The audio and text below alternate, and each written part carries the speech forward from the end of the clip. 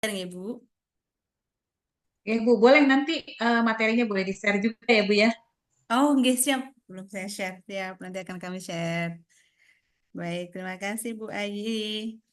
Baik, saya buka langsung Bu Ayi, nggih. Yes, silakan Bu, Oke, baik, monggo. terima kasih. Saya buka dulu. Bismillahirrahmanirrahim. Assalamualaikum warahmatullahi wabarakatuh. Selamat sore, Bapak dan Ibu semuanya.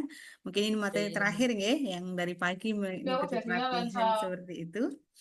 Jadi nanti diharapkan tidak ngantuk gitu nih Bapak Ibu dan juga tidak capek seperti itu. Karena materinya adalah terkait dengan titik kritis kehalalan suatu produk seperti itu.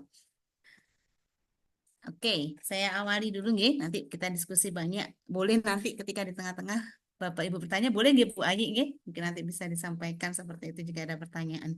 Baik, saya awali dengan pengertian terlebih dahulu nih Bapak Ibu. Jadi kalau misalnya kita belajar tentang topik titik kritis kehalalan, maka kita harus memahami terlebih dahulu apa itu titik kritis kehalalan. Oke.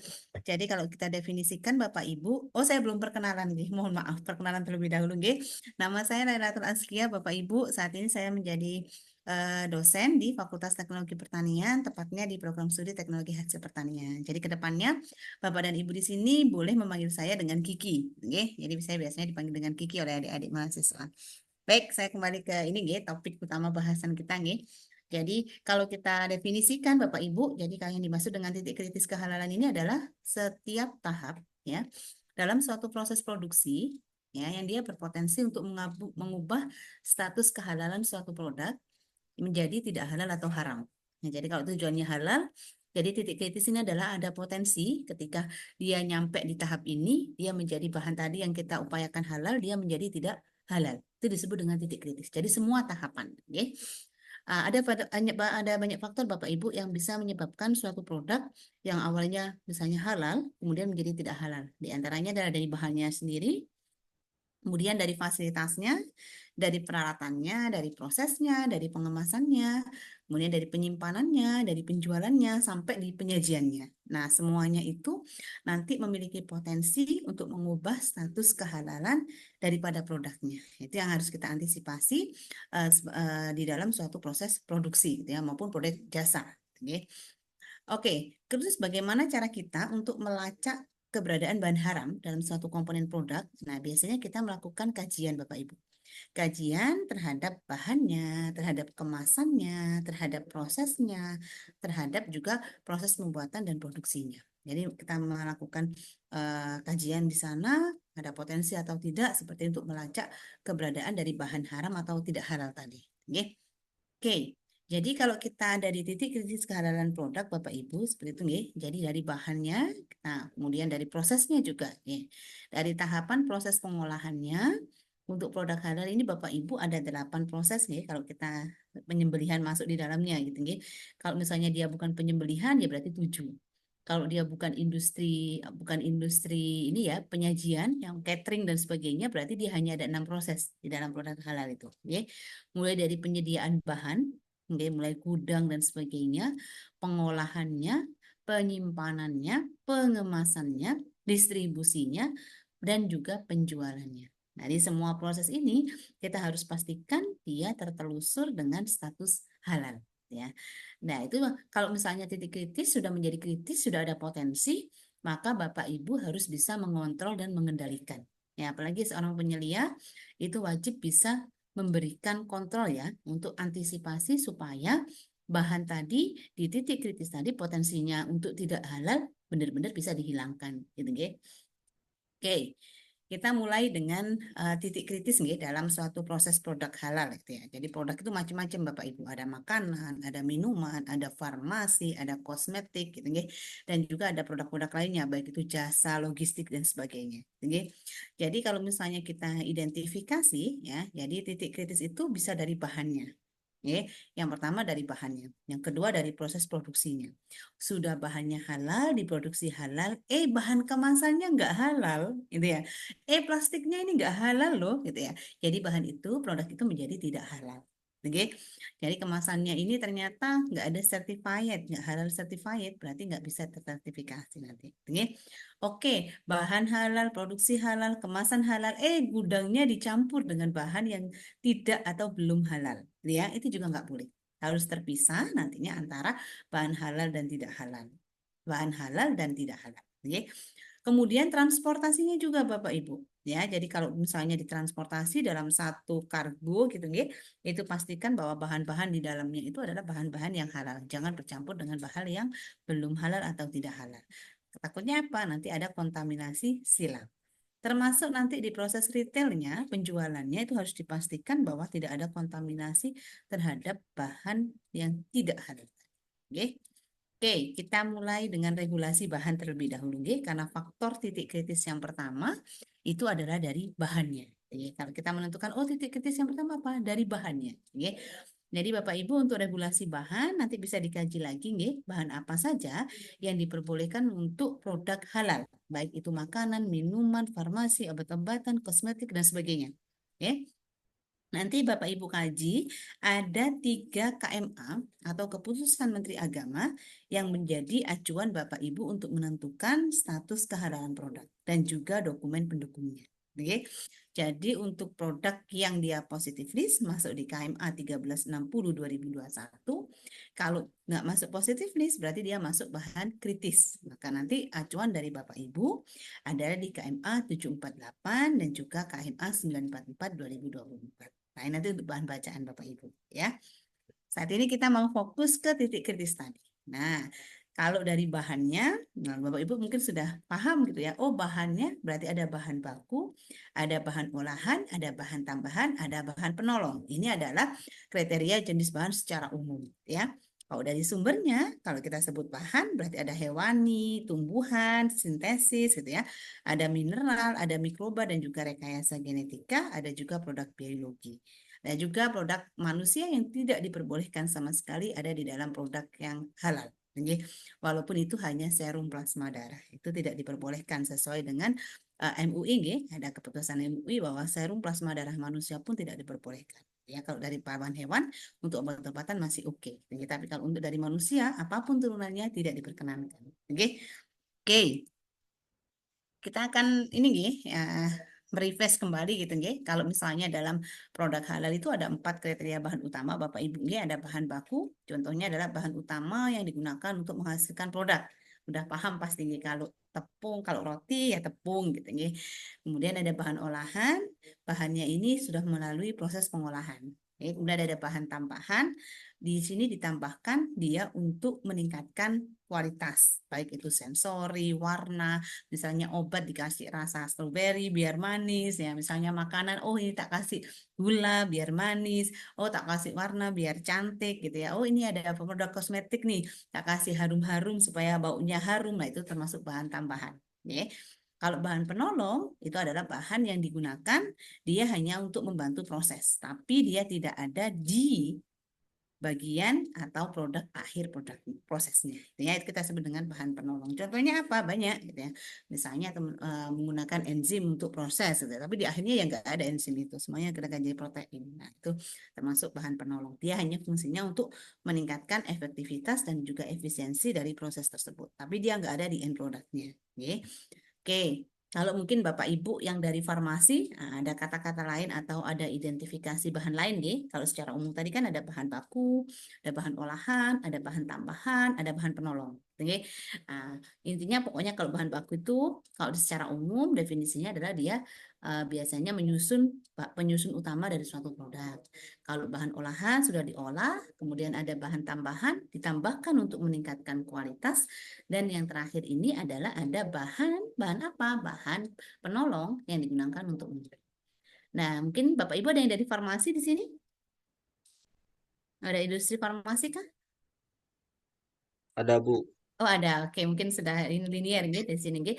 Kalau di bahan Iya. farmasi mungkin ada sedikit perbedaan gitu Pak, gitu, pemilihan katanya gitu gitu. Kalau di farmasi di situ ada bahan aktif gitu, kita sebut dengan API biasanya atau active pharmaceutical ingredient gitu ya.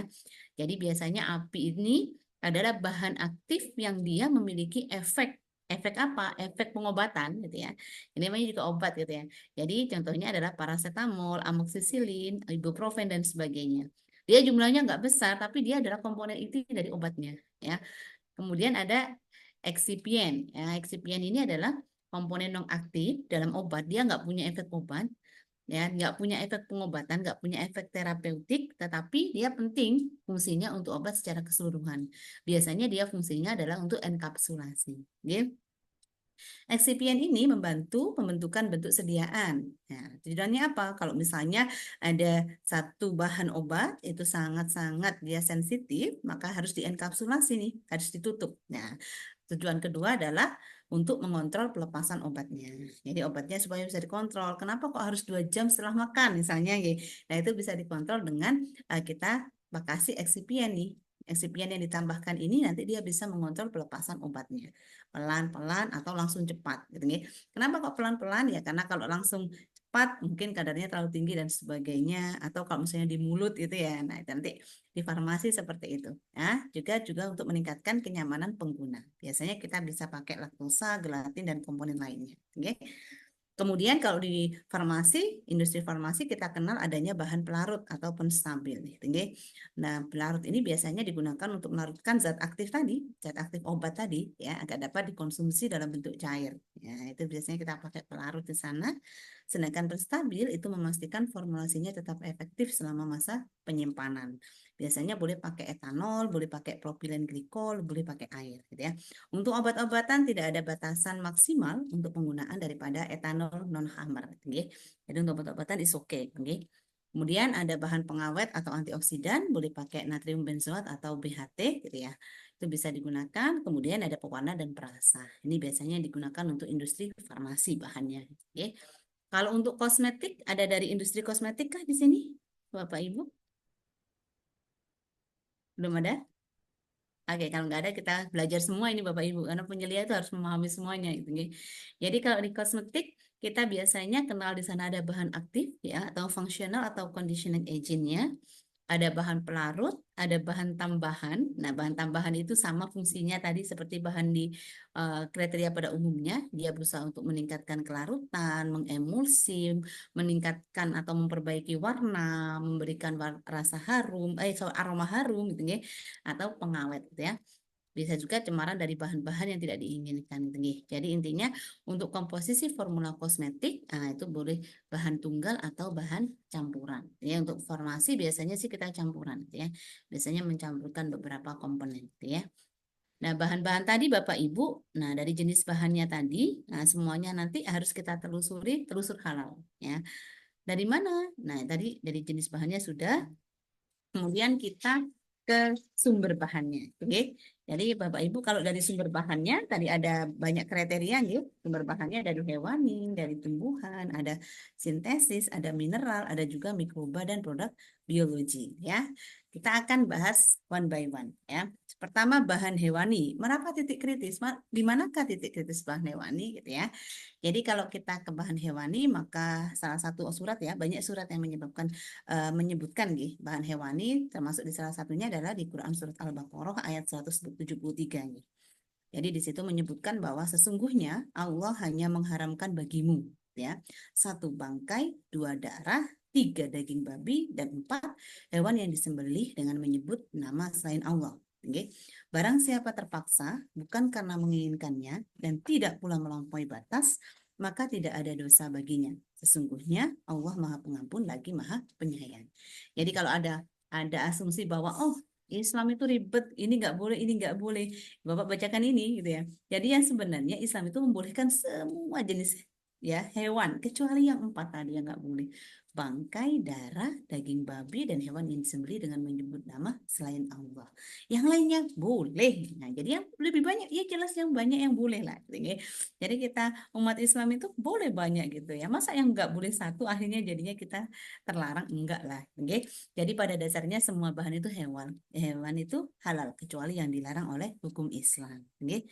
Oke, kemudian berdasarkan Kepkaban nanti ke Bapak Ibu penyelia mohon dibuka lagi di Kepkaban nomor 20 tahun 2023. Itu juga ada kriteria hewan yang tidak bisa disertifikasi halal. Oke. Satu, hewan itu adalah hewan yang bertaring. Oke, berkuku tajam, contohnya adalah anjing, tikus, buaya, singa, harimau, dan lainnya. Ya, menurut keputusan Badan BPJPH nomor 20 tahun 2023, hewan yang masuk kriteria berkuku tajam dan bertaring tidak bisa disertifikasi halal. Oke. Kemudian yang ketiga, ada ketentuan juga dari Kepkaban, bukan dari hewan yang dilindungi sesuai ketentuan peraturan perundang-undangan. Nah, itu nggak boleh juga. Ya, tidak akan bisa tersertifikasi halal. Contohnya apa hewan yang dilindungi? Nah, nanti ada undang-undang yang mengatur perlindungan hewan-hewan satwa langka. Nah, itu nggak boleh dikonsumsi. Oke. Kemudian yang keempat, berdasarkan Kepkaban juga gitu nih, hewan yang digunakan dalam proses produk halal harus halal, ya, dan disembelih sesuai dengan hukum Islam dengan memenuhi prinsip-prinsip kesejahteraan hewan serta standar kesehatan hewan. Jadi kalau hewannya sudah halal, apakah sudah halal bisa dipakai? No, tidak. Kenapa? Karena hewan yang disembelih tidak dengan nama Allah, maka dagingnya dan seluruh produk turunannya menjadi tidak halal. Oke. Jadi kalau kita bilang, oh ini mau sertifikasi Bu, industri bakso misalnya, nggih. Oh baksonya ini dari sapi kok, 100% sapi. Nah, menyelia harus bisa mengarahkan nih, gitu ya. Mengarahkannya gimana? Kalau ya daging itu tidak punya sertifikat halal, maka dia tidak bisa tersertifikasi halal. Ya, kenapa? Karena daging itu dia nanti masuk ke KMA 944 tahun 2024. Ya. Jadi sesuai dengan ini nggih, sesuai dengan apa namanya? Quran surat Al-Baqarah gitu nggih, yang keempat kriteria yang tidak bisa dikonsumsi atau tidak halal atau haram adalah hewan yang disembelih dengan menyebut nama selain Allah. Nggih. Jadi itu menjadi syarat mutlak nih. Jadi dua, halal dan juga disembelih dengan nama Allah. Barulah itu menjadi sesuatu yang halal. Nih. Bu, kalau misalnya ini apa namanya? Kita beli di pasar gitu ya. Gimana untuk memastikannya? Itu ada industri mau didampingi nih gitu ya. Dia pakai ceker ayam Bu atau pakai daging ayam. Dia belinya di pasar gitu. Dipastikan halal sama pembelinya. Punya sertifikat nggak gitu ya? Dipastikan. Kalau nggak punya sertifikat, produknya nggak bisa tersertifikasi halal. Oke? Jadi harus punya sertifikat halal. Oke. Yang kelima syaratnya adalah tidak bercampur atau terkontaminasi dengan bahan haram atau najis gitu ya. Jadi kalau dia ada kontaminasi bahan haram atau pencucian atau prosesnya, nanti Bapak Ibu mendampingi nih, ternyata airnya untuk nyuci ayam halal tadi masih ada darahnya nih. Nah, darah itu masuk komponennya, dia baru dikonsumsi gitu, nggih. Oh, berarti ini nggak bisa nih. Nah, gitu, nggih. Jadi ini nggak bisa tersertifikasi. Nanti seperti itu nih, Bapak Ibu penyelia harus lebih paham, gitu, nggih. Oke, kalau tadi bahannya sudah halal, disembelih dengan cara yang halal, seperti itu nggih. Nah, nanti ada juga produk-produk turunan Bapak Ibu. Kalau itu kan enak kalau daging. Kalau turunan gimana? Oke, kita akan mulai pelajari. Ternyata Bapak Ibu, bahan hewani nggih, itu tidak hanya daging, tidak hanya kulit, tidak hanya ceker, gitu nggih. Tapi bahan hewani ini sudah diturunkan menjadi produk-produk yang dipakai secara luas di industri baik itu makanan, minuman, farmasi, gitu ya, kosmetik dan sebagainya. Contohnya apa? Jadi bahan hewani itu Bapak Ibu dia punya banyak turunan. Salah satunya adalah gelatin. Ya, protein gelatin. Kalau mungkin Bapak Ibu sempat mendengar gitu ya, ada isu ya, ini di pangan terutama nih ada isu di pangan itu, oh kita pakai ini apa namanya, ada sudah sertifikasi halal nih kayak marshmallow gitu ya, tapi kemudian dicabut sama BPCPH walaupun dia sudah tersertifikasi karena ternyata gelatinnya dia tertelusur dengan DNA pork atau DNA babi. Nah, gelatin proses apakah itu nanti kelihatan Bu, kalau dia dari ayam atau sapi? Enggak, gelatin itu tepung Bapak kalau sudah diekstrak. Jadi gelatin itu dia diekstrak dari mana? Dari tulang hewan, dari kulitnya bisa, dari kikilnya bisa. Itu semuanya bisa diturunkan menjadi gelatin. Nah, nanti Bapak Ibu yang mendampingi harus paham ini bahan turunan hewani enggak? Kalau turunan hewani pasti dia adalah bahan sangat kritis. Ya. Kalau di farmasi gimana Bu? Apakah dipakai turunan hewan? Dipakai sangat. Contohnya adalah insulin. Ya, hormon insulin yang dikonsumsi itu sebenarnya dia adalah diekstrak dari ya pankreas ya, dari pankreas gitu ya. Pankreasnya apa? Pankreasnya macam-macam gitu ya. Jadi kalau pankreasnya hewan, kalau hewannya ini adalah hewan yang haram, maka dia insulin tadi menjadi tidak halal, gitu ya. Jadi dia nggak bisa disertifikasi halal nih obatnya, gitu ya. Jadi insulin itu juga harus dari yang halal. Kemudian kalau di bidang media farmasi lagi ada di situ adalah enzim, gitu ya. Mungkin Bapak Ibu sempat ini, nggak sempat eh, di farmasi lagi sama di mana kosmetik di situ juga ada kolagen. Nah, kolagen itu apa? Itu Bapak Ibu yang untuk yang ibu-ibu terutama nggih, yang paham oh untuk itu mencegah pengkerutan dan sebagainya. Itu juga turunan daripada kulit hewan. Nah, oleh karena itu beberapa turunan ini yang kemudian menjadi titik kritis. Kalau bentuknya masih daging, bentuknya itu eh, masih kaki ya, masuk kiki itu mungkin masih bisa ya membedakan ibu-ibu, bapak-bapak membedakan secara kasat mata masih oke lah dari baunya dan sebagainya. Tapi kalau bentuknya sudah merupakan turunan, nah itu akan sulit. Biasanya kita butuh tesnya, tesnya adalah tes DNA babi. Gitu, nggih. Kalau itu turunan, ya. Oh ini pakai emulsifier nih, pakai marshmallow-nya pakai gelatin. Nah itu kalau gelatinnya itu tidak tersertifikasi halal, nggak bisa digunakan Bapak Ibu. Oke, suruh ganti perusahaannya. Mohon maaf, ini ada bahan turunan babi, harus diganti. Kalau nggak diganti, nggak bisa tersertifikasi. Oke, sama dengan halnya penyaringan air dalam pengolahan air minum, Bapak Ibu. Biasanya dia pakai filter. Nah, filternya itu kalau sumbernya itu adalah pakai bone char, ya, pakai tulang. Nah, itu Bapak Ibu harus cek, harus tersertifikasi halal.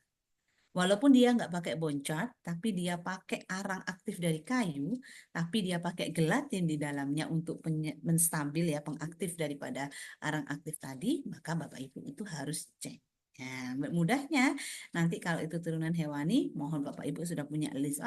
Ini harus diganti nih Pak. Gitu ya, harus bisa mendampingi. Kenapa? Karena memang tujuan dari sertifikasi itu adalah memberikan apa? Jaminan Bapak Ibu, jaminan kepada konsumen muslim bahwa yang saya konsumsi ini diproses dengan cara yang halal, dari bahan yang halal, kemudian saya konsumsi dengan cara yang halal. Akhirnya berkah. Bayangkan Bapak Ibu kalau kita konsumsi bahan yang nggak halal, katanya kan 40 hari doa nggak diterima. Lah kalau sekarang kita beli ayam, ternyata ayamnya sembelihnya nggak secara Islami.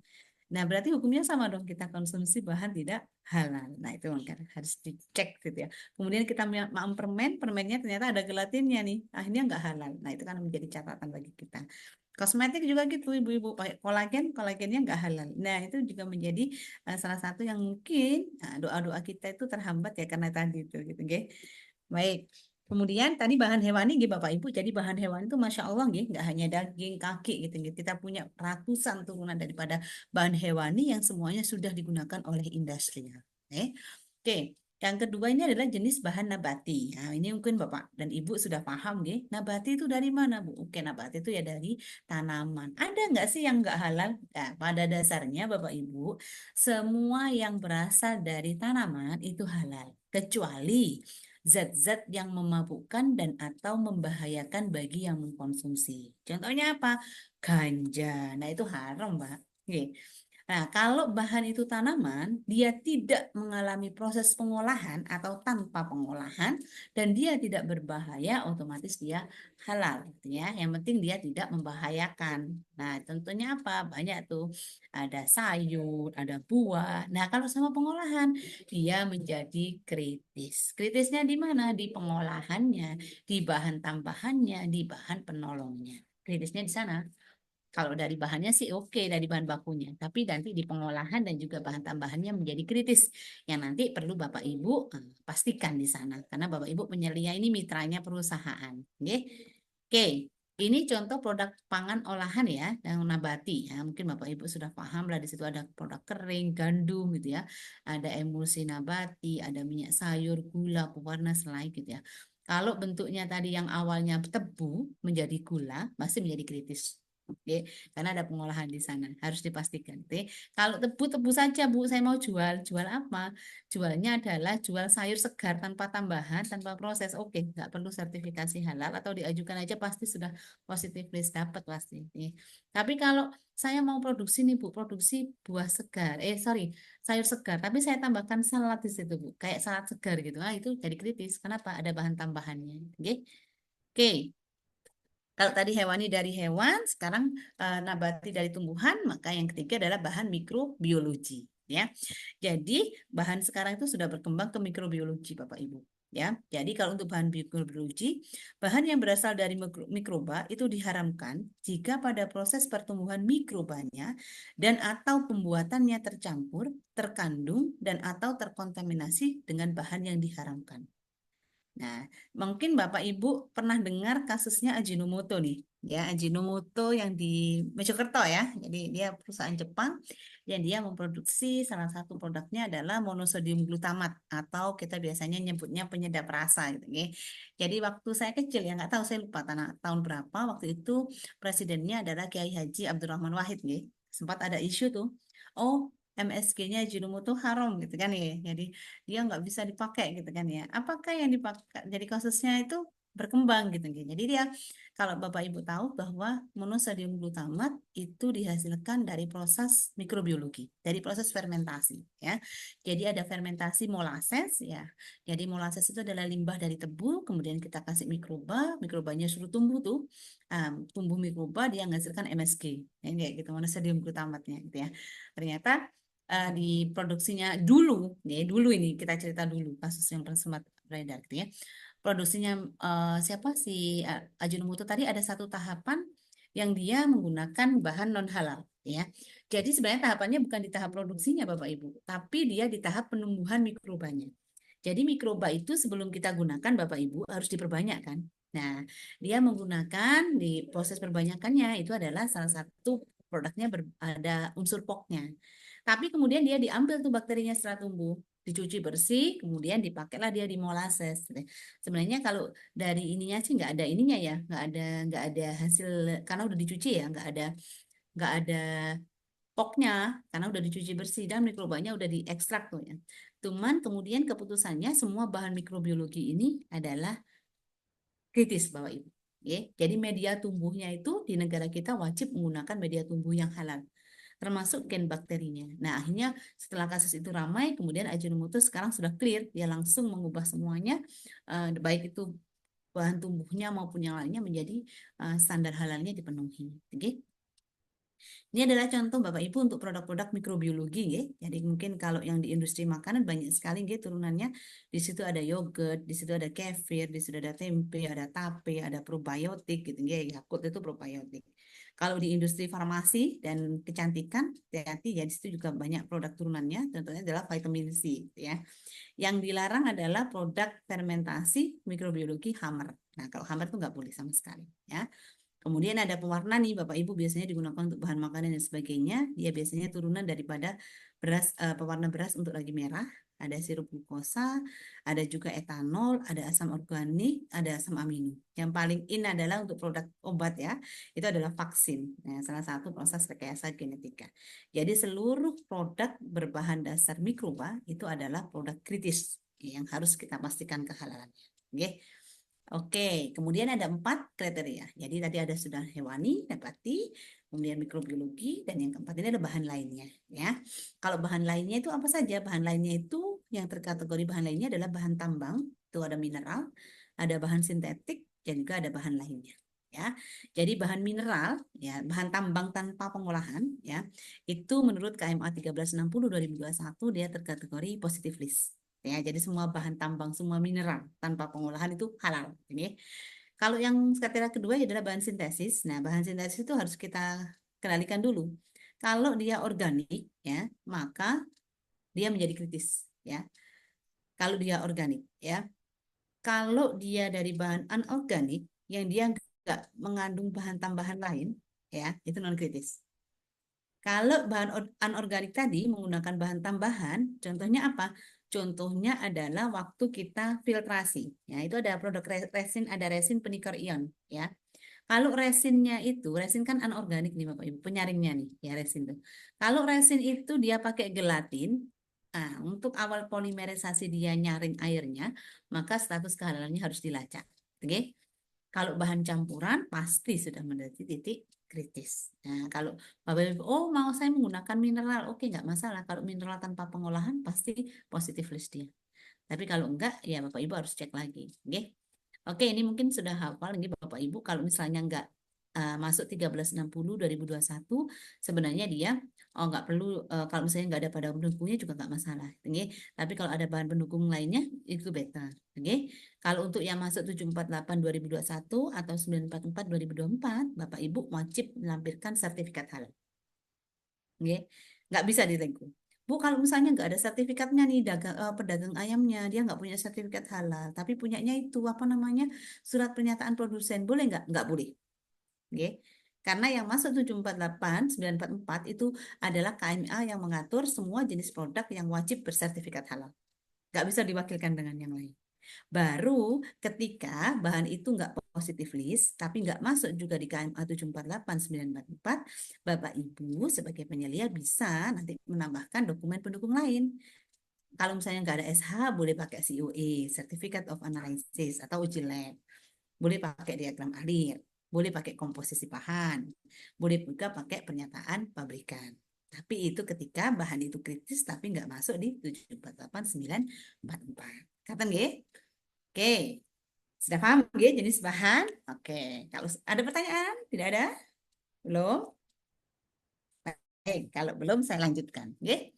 Oke, sekarang saya akan menjelaskan bagaimana caranya Bapak dan Ibu di sini untuk menentukan bahwa itu titik kritis atau bukan untuk bahan. Ya. Oh, ini ada produksi Bu ini kritis nggak ya? Nah, bagaimana cara menentukannya? Oke, kita bisa menggunakan peta, Bapak Ibu. Jadi ada peta untuk pohon keputusan, gitu ya, peta pohon keputusan. Yang pertama, Bapak Ibu, untuk bahan hewani. Ya.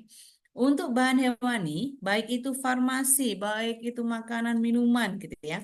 Kalau itu produknya itu adalah ikan, susu, telur segar tanpa proses pengolahan, dia menjadi tidak kritis, ya. Tapi kalau susu, ikan, telur tadi dengan pengolahan, maka dia menjadi titik kritis. Nah, Bu, saya mau ini apa ada produk saya nih, ikan segar tanpa pengolahan. It's okay, dia berarti tidak kritis. Tapi ada pengolahan, Bu, ada pengemasan di sana menjadi kritis. Cek dulu pengemasannya. Gitu nggih. Bahan kemasannya, prosesnya dan sebagainya. Kalau untuk bahan hewani, dia daging dan seluruh produk turunan bahan hewani, cek dulu. Dia berasal dari hewan halal atau tidak. Kalau tidak, maka haram hukumnya. Kalau iya, ada pertanyaan lanjutan. Disembelih sesuai dengan hukum Islam dan bersertifikat halal enggak? Kalau tidak, maka ini menjadi tidak halal dan tidak bisa digunakan untuk produk halal.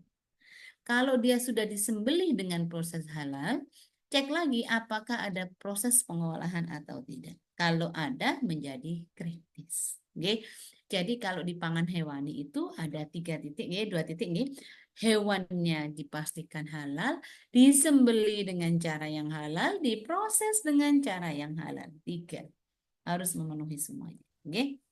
Berarti Oke. anu ya Bu. Salam.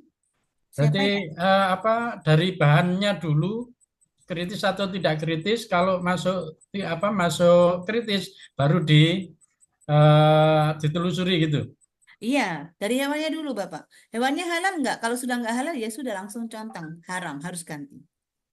Nggih. Kalau tadi contohnya sekilas nggih, contohnya misalnya kalau industri makanan, makanan aja nggih, industri bakso lah. Ya, bakso, cilok dan sebagainya. Oh, baksonya dari apa, Bu? Dari babi. Oke, wis haram, berhenti di situ. Nggak bisa digunakan. Nggak bisa, Bu, telusur. Oh, ada Ya. cecek nih. Dari kulit apa? Ceceknya dari kulit babi. Nggak bisa. Oh, ada kolagen nih untuk kecantikan nih ya, untuk kinyis-kinyis gitu ya. Tanya tuh dari produsennya di Cina, ini dari apa? Oh, dari babi. Nggak bisa. Jadi cek yang pertama adalah sumbernya. Dari mana itu tadi didapat? Nggak bisa diteruskan kan gitu maksudnya. Nggak usah. Kalau jenengan kan nanti kan dampingi, gitu. Nanti langsung aja dibilang ke pengusahanya. Pak, mohon maaf nggak bisa disertifikasi halal kalau jenengan nggak ganti gitu. Jadi keputusannya ketika dia haram maka ganti, nggak bisa. Ketika kritis baru dikendalikan. Oke. Jadi kalau penyelia itu kan pendampingnya perusahaan nih Bapak. Kalau tahu sudah itu bahan haram, nggih, telusur dengan haram loh nggih, buatan halal, maka Bapak Ibu langsung bilang ke pengusahanya, Pak, ini kalau nggak diganti nggak bisa tersertifikasi. Gitu. Oke. Kemudian dicek hewan itu disembelih dengan hukum Islam dan sertifikat halal punya enggak? Kalau enggak, bilang kepadanya. Semua turunan hewan, Pak, masuk 748 944. Kalau jenengan enggak ganti, enggak bisa tersertifikasi. Ganti, Pak. Nah, ganti baru. Ketika dia sudah ganti, sudah hewannya halal, sembelih halal, punya sertifikat halal nih, prosesnya yang jenengan kendalikan. Ya, di prosesnya harus juga dipastikan halalnya. Ngaten nggih? Jadi yang pertama pastikan dulu hewannya, kemudian sembelihnya dan juga sertifikat halalnya, baru cek di prosesnya. Kalau cuma disembelih aja, Bu, kalau misalnya saya ini penyembelihan halal, ya sudah berhenti di situ. Ketika dijual segar dan sudah disembelih dengan halal dan punya SH, ya sudah, nggak menjadi kritis lagi bahannya. Tapi kalau ada pengolahan, perlu dicek sama jenengan. Ngaten nggih? Paham, Bapak? Ya, Halo? Oke, baik. Saya lanjutkan, nggih. oke. Terima kasih. Baik. Oke, tadi bahannya sudah paham ya Bapak. Jadi kalau bahannya tadi ada banyak kriteria nggih. Satu, nggak boleh babi, nggih, nggak boleh darah, nggak boleh yang lainnya dan harus disembelih atas nama Allah. Dua, nggak boleh berkuku tajam, bertaring. Nah, kemudian hewan yang dilindungi seperti itu nggih. Nah, titik kritisnya itu semua hewan itu adalah disembelihan. Nggih. Jadi alhamdulillah nggih dengan berdirinya BPJPH ini mempercepat nggih, mempercepat apa? Mempercepat ini nggih, apa namanya? Lingkungan halal di Indonesia gitu nih. Jadi kalau atmosfernya itu sudah halal kita ya. Jadi semuanya udah bertanya. Mungkin kalau dulu masyarakat cukup bertanya nih, ini apa ayam oke gitu nggih. Padahal di Quran sudah dijelaskan gitu nggih. Jadi sesuatu yang disembelih atas nama selain Allah gitu. Gimana kita memastikan Bu kalau di pasar gitu ya. Kalau kita konsumen pribadi, untuk konsumen pribadi nih Bapak Ibu nggih, tidak untuk dia dijual lagi gitu. Untuk konsumen pribadi, kalau prinsipnya saya sih saya pasti tanya gitu nggih. Kita tanya dulu, ini ayamnya kamu nyembelih gimana?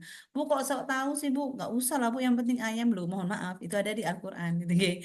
Jadi di Al-Qur'an kayak gitu, gimana jenengan kalau nggak bertanya? Kalau katanya jawabannya ya halal lah, ya sudah. Kalau misalnya kita harus percaya karena penjualnya sudah bilang halal. Nah, itu nggak apa-apa untuk konsumsi pribadi, gitu ya.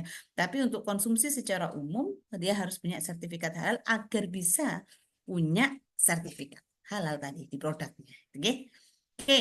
Jadi hewan sembelihan ini menjadi titik sangat kritis nih untuk hewan. Jadi di situ sudah ini nggih sudah ada ini nggih apa namanya di Quran surat Al-Maidah itu sudah sangat jelas gitu nggih kewajiban dalam penyembelihan halal itu nggih.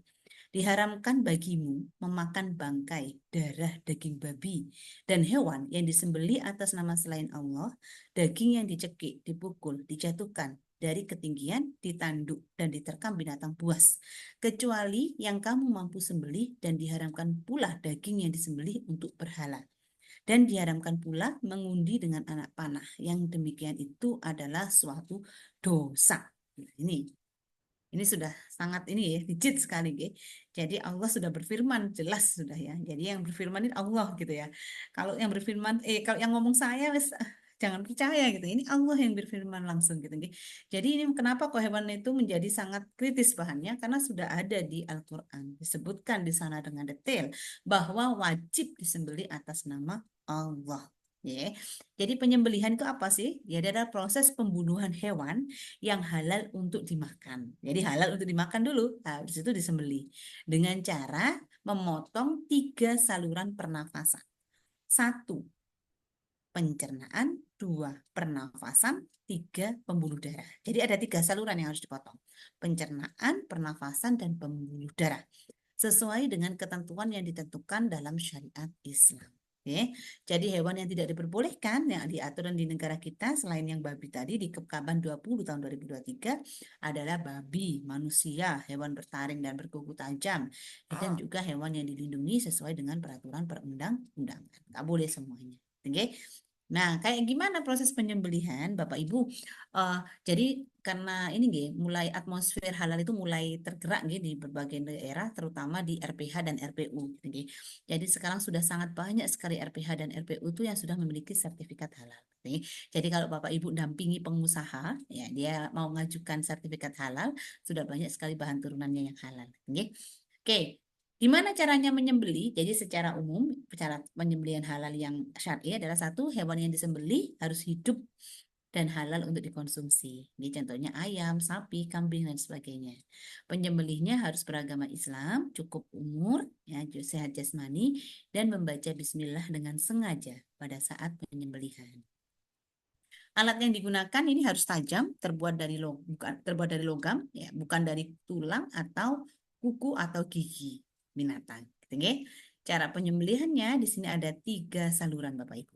Yang pertama adalah saluran makanan. Di mana sih saluran makanan? Gitu, ya. Saluran makanan kita sebut dengan esofagus, Bapak Ibu. Ini adalah esofagus di sini. Nah, ini adalah saluran makanan. Harus terpotong. Kemudian dari saluran pernafasan. Kita sebut dengan trakea. Nah, trakea di sini, di bawahnya sini. Adalah trakea. Kemudian ada 2 saluran pembuluh darah, arteri dan vena. Nah, arteri di sini dan vena di sini. Ketiga-tiganya harus terpotong. Kalau nggak terpotong salah satunya, nggak jadi daging, nggak jadi turunan hewan halal. Nah, makanya penyembelihan ini harus dilakukan oleh orang yang paham. Nah, maka itu kalau misalnya RPH, RPU mau mendapatkan sertifikat halal, dia harus punya juleha atau juru sembelih halal yang bisa memastikan bahwa memang dia punya keahlian untuk memotong halal. Karena sulit Bapak Ibu kalau nggak berpengalaman, gitu ya. Nah, yang penting mati ya matinya jadi hewan halal. Jadi hewan tidak halal dong. Jadi nggak halal, nggak halal doanya nggak terini. Udah kita melanggar dosa tadi. Yang semuanya itu adalah dosa sudah jelas di situ. Oke. Jadi sembelihan ini menjadi suatu titik kritis, gitu ya. Nah, setelah sembelih halal, yang menjadi titik kritis selanjutnya itu adalah tempatnya Bapak itu. Ya, tempatnya itu harus dipastikan. Untuk nanti yang mendampingi RPH atau RPU, ya, tempat penyembelihannya juga harus dipastikan.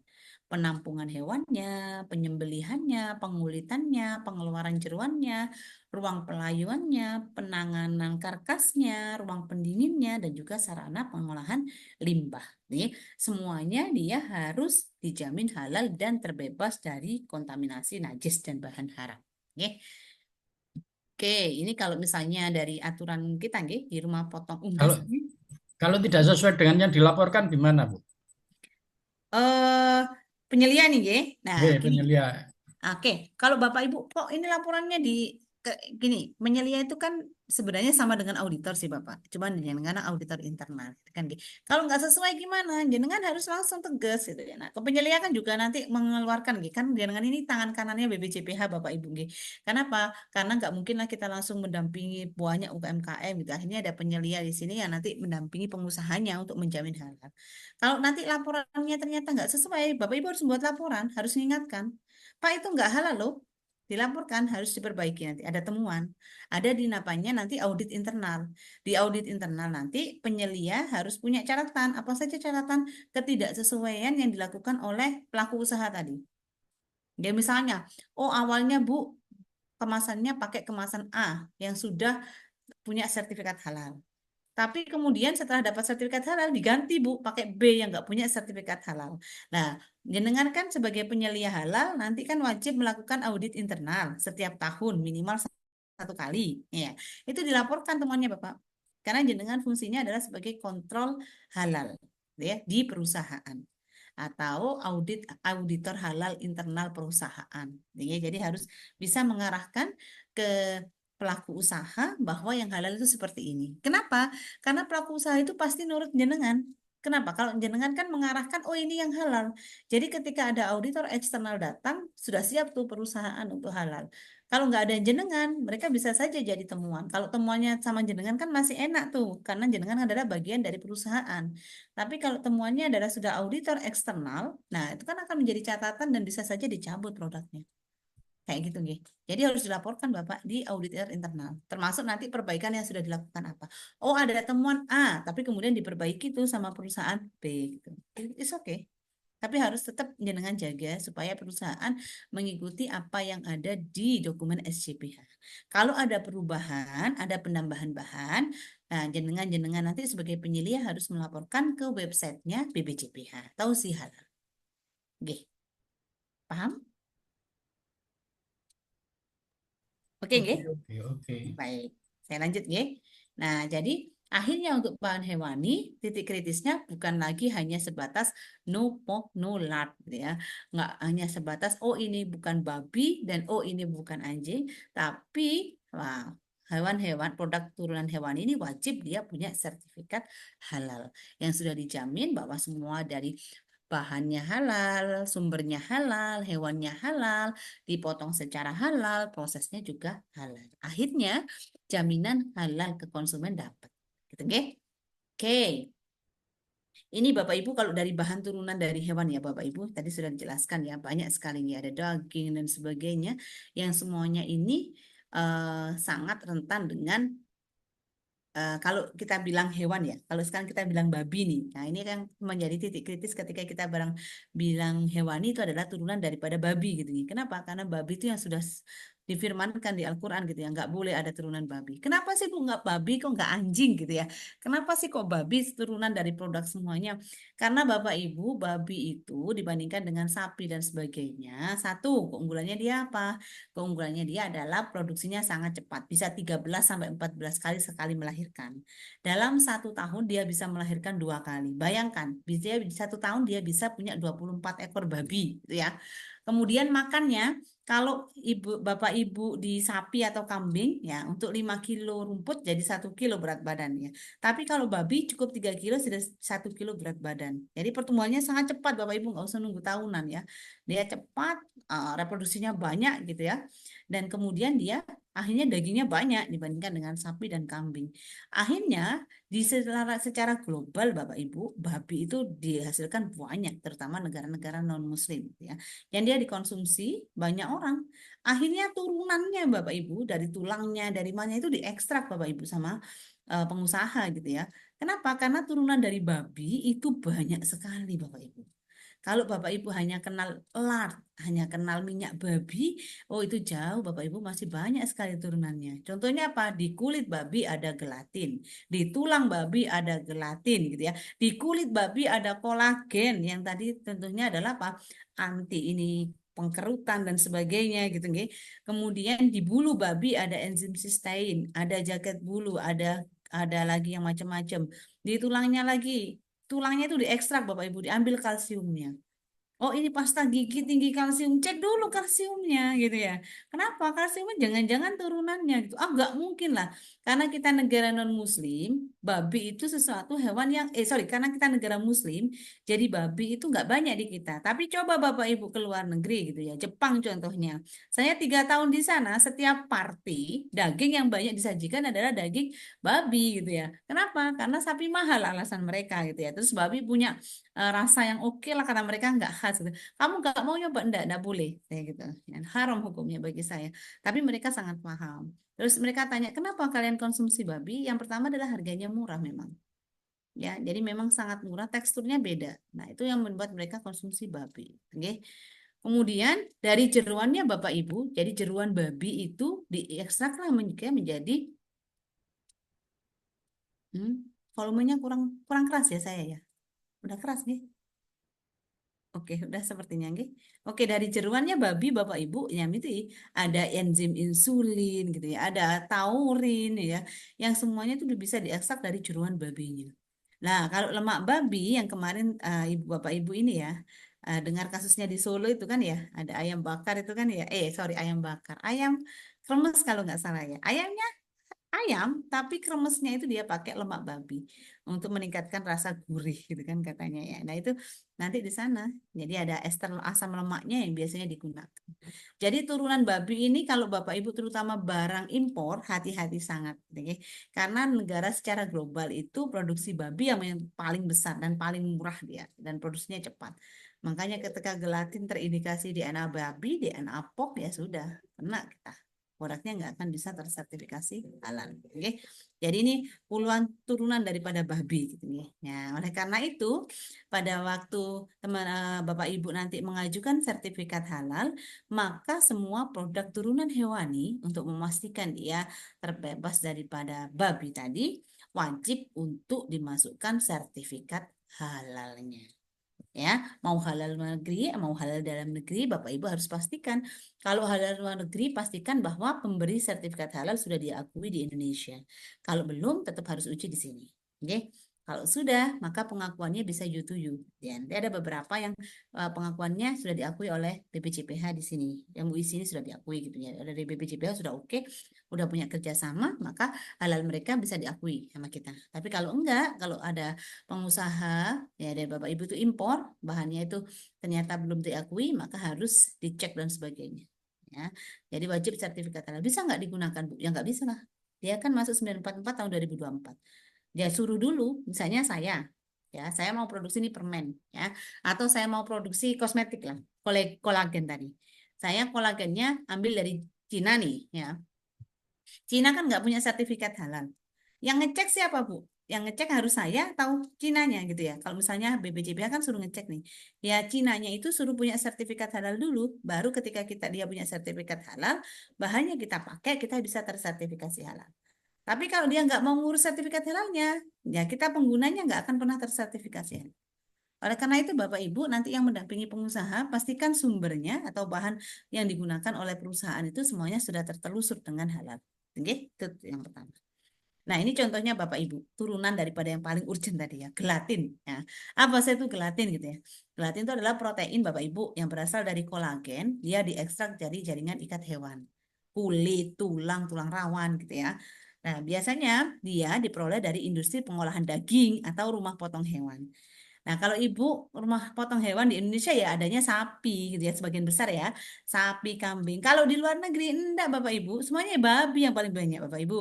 Ya, jadi babi itu banyak dia dihasilkan. Makanya ketika dia diturunkan, maka dia diturunkanlah dia menjadi produk-produk turunan tadi yang babi tadi gitu ya. Makanya ketika ada marshmallow di luar negeri untuk Bapak Ibu, tolong dipastikan dia halal atau enggaknya ya. Karena kelembutan marshmallow itu pasti gelatin. Dia pasti pakai gelatin. Oke.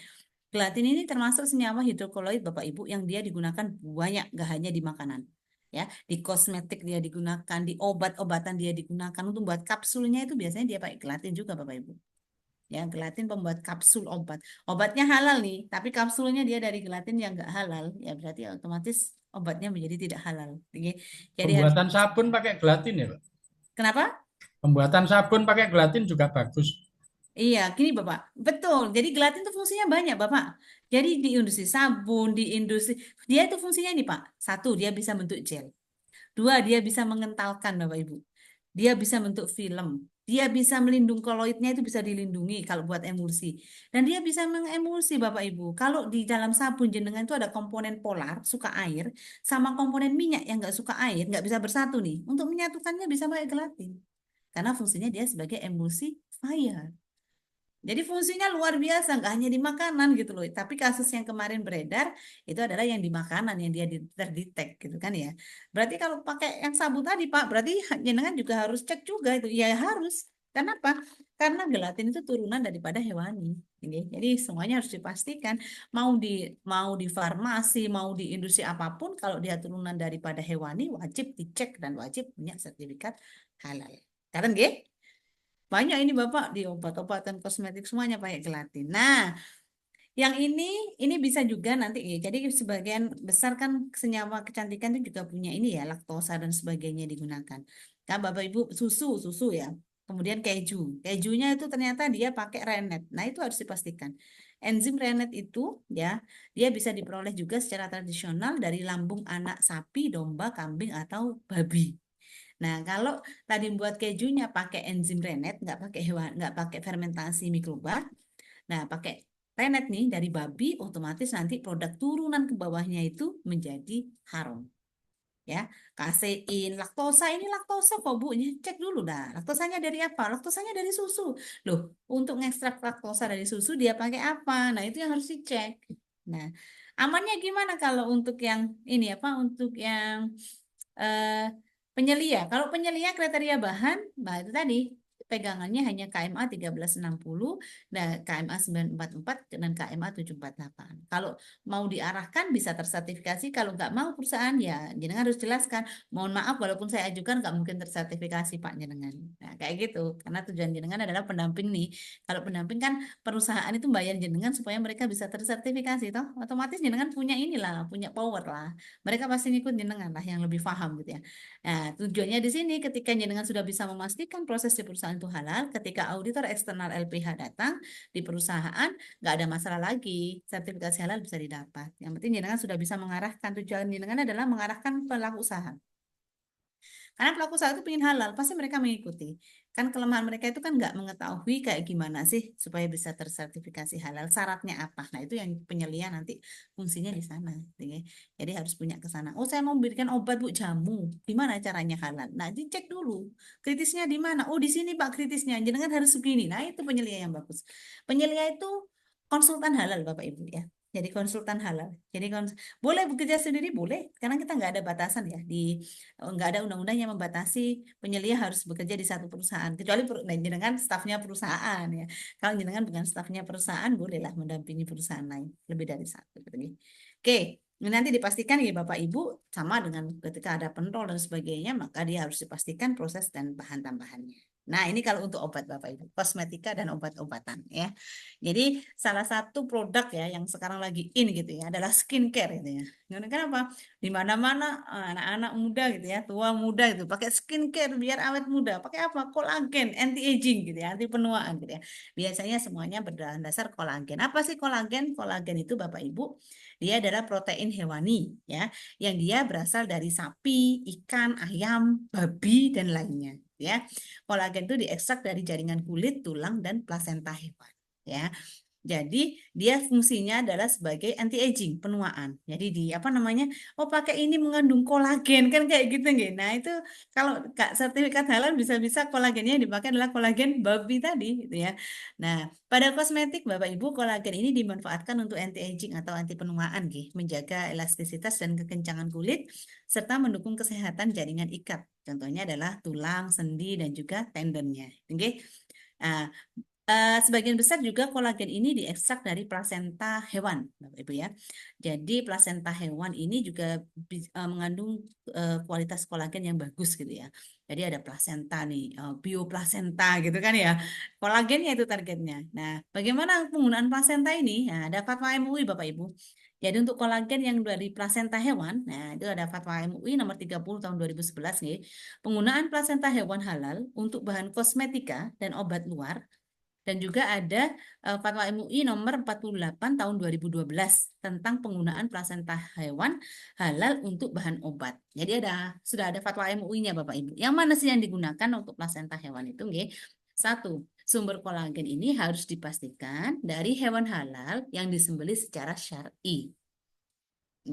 Jadi kalau misalnya kolagen ya kolagen dari plasenta hewan ada sapi hamil nih ya. Nah, berarti sapinya tadi yang hamil tadi ketika dia disembelih ya itu juga harus dengan cara yang syar'i. Kemudian plasentanya kita ambil. Kalau tadi sapi tadi mati yang hamil ibunya mati tanpa penyembelihan secara syar'i itu tidak bisa digunakan. Plasentanya nggak bisa digunakan. Kalau kita itu apa ya ibu hamil meninggal anaknya masih hidup gitu kan ya plasentanya kita ambil itu nggak boleh. Kemudian plasenta dari hewan yang haram seperti babi tidak boleh digunakan. Nah, ini di luar negeri Bapak Ibu, plasenta ini juga dihasilkan dari plasenta manusia. Jadi bayi-bayi plasentanya itu digunakan untuk bahan kosmetik. Ini yang menjadi catatan gitu ya. Jadi ketika plasenta manusia kan nggak ada DNA POC-nya tuh, nggak ada DNA POC-nya, kan manusia ya. Tapi ini menjadi sangat-sangat tidak halal ya. Semua turunan daripada manusia tidak diperbolehkan untuk kita konsumsi. Ya. Jadi ini harus dipastikan dulu plasentanya dari mana, buktinya mana. Ya, seperti itu nih, untuk menghindari dari plasenta-plasenta bayi yang ada isu-isu bahwa plasenta bayi digunakan untuk kecantikan dan sebagainya, nah itu bisa terjawab, oh ada buktinya, ini produksinya kita ambilnya dari sapi, ini buktinya, itu baru boleh digunakan plasentanya. Ada putra sertifikat halal. Ya, jadi kalau di dunia kosmetik dan obat itu lebih bervariasi penggunaannya Bapak Ibu nih. Jadi dia benar-benar ini ya apa namanya menggunakan bahan-bahan yang sangat turunan. Kalau produk pangan dan minuman kan produknya masih jelas nih, Nggih. Daging gitu kan, Nggih. Selongsong usus pakai usus, selongsong sosis pakai usus babi misalnya, oh masih bentuknya kan ada. Tapi kalau di kolagen, di kosmetik dan obat-obatan, nah itu turunan poknya itu dia sangat ini ya, sangat turunan sangat ya, bukan produk pokoknya daripada hewani tadi. Nggih. Ini contohnya dari Wardah. Wardah ini sudah punya halal, sudah dipastikan berarti nggih, ada kolagen boosting care gitu ya, in a jar gitu ya. Rekombinan kolagen 2 kali agryl peptide. Ini biasanya dia punya Wardah, semua produknya sudah halal. Nggih. Untuk produk-produk yang lainnya harus dipastikan Bapak Ibu. Jadi ketika skincare, skincare aja pasti halal. Jangan Bapak Ibu ya. Sekarang itu sudah modern, semuanya menggunakan turun-turunan tadi bahan-bahannya. Harus jangan pastikan sangat gitu ya. Jangan sampai nanti jangan pastikan, oh ini dapat sertifikat halal gitu ya. Ternyata waktu auditor eksternal datang, kena semua loh, dan jangan dimarahi perusahaan gitu ya. Saya bayar-bayar mahal kamu, ternyata kita masih belum bisa lolos karena ada yang nggak memenuhi halal. Nah itu kan menunjukkan bahwa kinerja jenengan sebagai penyelia, sebagai pendamping tadi nggak bagus mendampingi pelaksanaan halal di perusahaan. Oke? Oke, saya lanjut. Nah, ini kalau di bidang kesehatan lagi, Bapak Ibu. Jadi kalau di luar itu insulin itu ya, insulin itu untuk itu ya, apa diabetes ya, diabetes nih. Jadi insulin ini diproduksi oleh kelenjar pankreas, Bapak Ibu, yang dia fungsinya adalah untuk mengendalikan kadar gula darah. Ya, insulin itu boleh biasanya banyak nih, dari manusia bisa menghasilkan insulin, dari babi bisa, dari sapi bisa, dan kombinasinya. Ya, jadi titik kritisnya adalah ke asal muasal insulinnya. Insulinnya dari mana nih, gitu ya? Jadi contohnya ini ada salah satu merek ya. Jadi dia jujur banget dia. Insulin Mixtard gitu ya. Saya ambil di internet ya, dari kemasannya dia gitu ya. Jadi di situ ada tulisannya Isofen Purified Pork Insulin. Berarti dia sudah menjelaskan bahwa insulin itu dari pork, dari babi. Ya, jadi ada 100 unit per mili, besarnya 10 mili, Nordic Skentov ini dari pork insulin. Nah, nanti kalau Bapak Ibu mendampingi produksi insulin, lihat dulu sumbernya. Insulinnya dari mana dapatnya? Oh, dari sana gitu. Oh, insulin itu dari mana sih dihasilkan? Oh, dia ternyata dia dihasilkan dari kelenjar pankreas. Dari mana? Dari macam-macam hewan. Makanya harus tertelusur dengan halal. Oke? Oke. Wah, hewan sudah cukup nih Bapak Ibu? Udah clear nggih? Ada pertanyaan? Tidak ada? Belum ada sepertinya. Baik, jadi nanti kalau Bapak Ibu kena bahan turunan hewani, mohon dipastikan banget nih. Oh, ada pertanyaan? Silakan Pak Sidik. Saya sambil minum nih, monggo. Gini Bu, nanti kan untuk penetapan kewajiban sertifikat halal kan ada tahun-tahunnya itu Bu. Hmm. Di 2006 ini itu gitu. Hmm. Semisal pertanyaan saya balik Ibu. Semisal ada UMKM atau pengusaha yang terang-terangan menjual barang atau olahan yang haram, itu apakah nanti ada logo haramnya Ibu? Nah, Atau gimana? kalau Mbak Mai ini bertanya regulasi ya. Kalau saya ini ya, saya akan ada ini ya. Oke, baik. Seperti ini nih Bapak, ini tentang fungsi kontrol nih. Fungsi kontrol dan juga tentang jaminan gitu. Oh, ini ada non halalnya kan gitu. Kalau misalnya yang halal wajib berhalal, apakah yang tidak halal itu juga wajib disertifikasi atau ditempelkan non halal gitu nih. Terkait dengan regulasi dan pengontrolan, mohon maaf, saya kurang paham pertama, nggih. Jadi saya kurang paham nantinya akan ada non halal atau enggak. Kenapa? Karena pengawasan daripada BPJPH, pengawasan halal itu kita sangat lemah masih Bapak. Nggih. Jadi pengawasan halal itu sangat lemah. Contohnya adalah ketika tadi itu, ketika ada sudah yang produk tersertifikasi halal, nggih. Kemudian eh, apakah kita jamin ketika dia mengajukan halal itu dipenuhi semuanya? Terus bagaimana mekanismenya kita untuk menjamin bahwa tahun selanjutnya itu dia juga menjaga halal? Nah, makanya itu kan ada kewajiban untuk penyelia halal ini melaporkan audit internal minimal 1 tahun sekali, gitu kan ya, untuk diupload di websitenya BPJPH. Nah, kalau enggak berarti di website di si halal. Kalau enggak nanti mungkin bisa dicabut gitu kan, gitu. Tapi untuk yang kalau misalnya kemarin aja waktu ada 9 produk itu yang melakukan kan bukan kita, tapi BP POM. Nggih. Jadi yang mengecek 9 produk itu punya DNA POK itu bukan BPJPH malah kemarin tuh. Tadi laporan dari BP POM. Jadi BP POM itu mengacak secara acak gitu ya. Beberapa produk, ternyata beberapa produk tadi ternyata dicek lab mengandung DNA POK kan gitu kan. Kemudian dari BPJPH menarik semuanya gitu nggih, menyuruh perusahaan untuk menarik semuanya. Mohon maaf Pak, nggih, untuk regulasi saya kurang paham Bapak, karena itu tentang pengawasan dan sebagainya. Nanti mungkin pemateri lainnya, nggih. Ngapunten. Baik Bu, terima kasih Bu. Siap. Oke, saya lanjut, nggih. Tidak ada Bu, pertanyaan? saya Oke, ragu, saya tanya Bu. Pak Cazin, nggih, monggo. Oke. ini terkait dengan produk tradisional gitu. Hmm. Contoh kasus misalnya produksi minyak bulus misalnya. Itu kan Minyak apa, Pak? diperoleh dari minyak bulus misalnya. Minyak Hmm. bulus ya kan. Kan diambil minyaknya untuk obat tradisional ya. Itu kan diambil dari bahan yang tidak halal kan ya, Bu, Hmm. ya. Dan tapi tidak najis kan itu kan tidak najis, tidak boleh dimakan ya kan. Nah, kalau misalnya produksi minyak bulus itu perlu masih bisa disertifikat halal kan enggak? Oke. Kalau prinsipnya Bapak semua yang berbahan dasar hewani, nggih, jika hewannya itu bukan hewan halal, tidak akan bisa tersertifikasi halal. Sistemnya seperti itu. Mau itu minyaknya, mau itu kakinya, mau itu kulitnya, kalau dia bukan dari bahan halal dan dia tidak disembelih dengan cara yang halal dan tidak diproses dengan cara yang halal, 3 poin tadi, maka dia nggak akan pernah dapat sertifikasi halal, Bapak. Mau minyak bulus, minyak buaya, atau macam-macam itu nggak akan bisa, Bapak. Makanya itu saya sempat ini ya, sempat ini takut juga. Kemarin tuh kan ada paman saya nih, Bapak. Ini saya akhirnya curhat sedikit nih, Bapak. Jadi ada paman saya itu dia kan lemes gitu nih. Kemudian sama paman satunya itu disarankan dia tuh, oh konsumsi ini loh obat Cina gitu nih. Ternyata habis itu dia dikonsumsi, dia bilang ke saya, oh ini saya menjadi sangat kuat ketika saya mengkonsumsi obat ini gitu kan ya. Terus saya cek, Pak D, itu punya BPOM nggak? Punya halal nggak? Ya enggak lah, itu produk Cina, tapi kan herbal lah. Di sini saya jelaskan, Bapak. Oke, saya jelaskan habis ini kenapa jamu itu juga harus tersertifikasi halal, apalagi produk-produk impor. Mengatakan nggih, Pak Jasin. Jadi semua produk turunan hewani itu baik minyaknya, baik bulunya, baik apanya, itu kalau tidak dari bahan halal, tidak dari hewan halal, tidak disembelih dengan cara yang halal, hukumnya tetap menjadi haram. Ya, makasih Bu. Oke, siap. Terima kasih. Baik, saya sekarang lanjut ke bahan nabati nih. Oke, bahan nabati ini lebih mudah dan simpel Bapak Ibu. Ya, jadi kalau bahan nabati itu satu, pastikan dulu bahwa dia ada proses pengolahan atau enggak. Oh, ini bayam segar Bu tanpa pengolahan. Oke, berarti dia tidak kritis. Nggak usah dicek lagi Bu. Oh, bahannya ini memungkinkan ya? Nggak usah. Nggak ada pengolahan. Gitu ya. Tapi kalau dia ada pengolahan, Bapak Ibu cek lagi. Pakai fermentasi mikroba enggak? Oke. Kalau dia pakai fermentasi mikroba, maka dia pastikan dulu dia pakai fermentasi khamr enggak? Minuman beralkohol. Kalau dia fermentasinya khamr, hukumnya haram.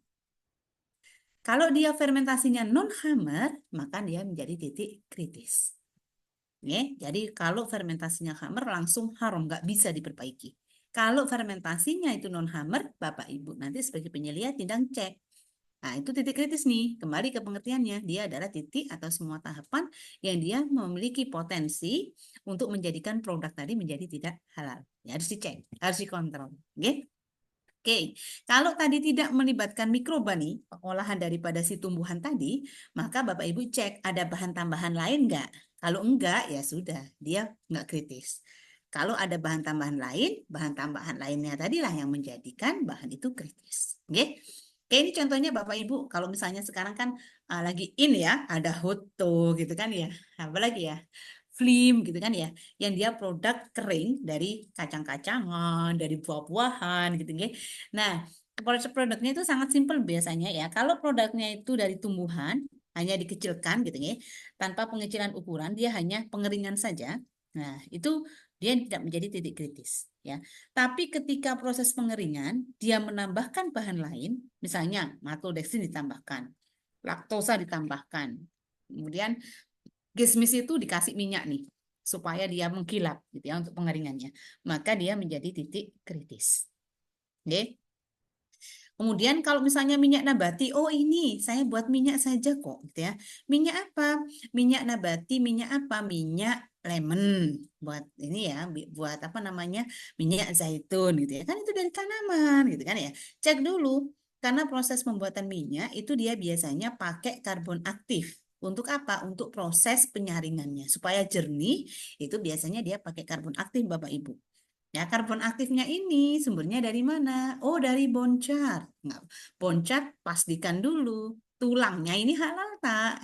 Kayak gitu ya, dari boncatnya. Seperti itu nih. Kalau cuma dikeringkan is oke. Ini tepung terigu. Kalau terigunya itu ada terigu saja, nggak masalah. Tapi kalau dia sudah ada kata-katanya fortifikasi terigu tinggi vitamin, terigu tinggi mineral, ya menjadi bahan tambahannya menjadi salah satu titik poin yang harus Bapak Ibu pastikan. Oke. Jangan sampai nanti kalsiumnya dari tadi turunan poknya gitu, oke. Oke, ini minyak nabati juga. Kalau minyak nabati itu Bapak Ibu yang perlu dipastikan tadi ya sama penyaringannya gitu ya. Kemudian kalau di luar negeri itu kalau diidentifikasikan dengan minyak nabati itu adalah mengandung 10% minyak hewani itu masih dikategorikan nabati. Kalau di kita kan minyaknya minyak sawit, kalau di luar tuh minyak bunga canola biasanya. Dia nggak ada sawit. Jadi di Jepang contohnya nggak ada sawit, nggak ada minyak sawit mereka. Mereka nggak konsumsi sawit. Tapi ada positifnya juga. Dia kan nggak nebang hutan. Kalau saya kan nebang hutan ya. Dia biasanya minyak bunga canola. Harganya memang lebih mahal Bapak Ibu. Tapi kan lebih sehat dan juga nggak itu hutan gitu ya. Tapi nggak keluar dari situ minyak sawit ini masih halal di kita kan nabati ya. Sel prosesnya halal. Kemudian ada gula. Nah, gula misalnya ada gula tebu, gula bit gitu nih. Nah, ini untuk herbal Bapak Ibu. Ya, tadi kita sudah ke ini makanan ya. Makanan ya berarti pastikan resin-resinnya juga halal gitu nih. Untuk kosmetika Bapak Ibu. Nah, ini yang kalau tanaman tadi sudah jelas ya, kalau yang di produk makanan. Kalau untuk kosmetika Bapak Ibu, nah sekarang itu tren kosmetik itu vegan gitu ya. Oh, ini kosmetik alami nih, nature gitu ya. Dia nggak pakai bahan kimia, semuanya adalah bebas. Kalau vegan itu alami dan bebas hewan ya.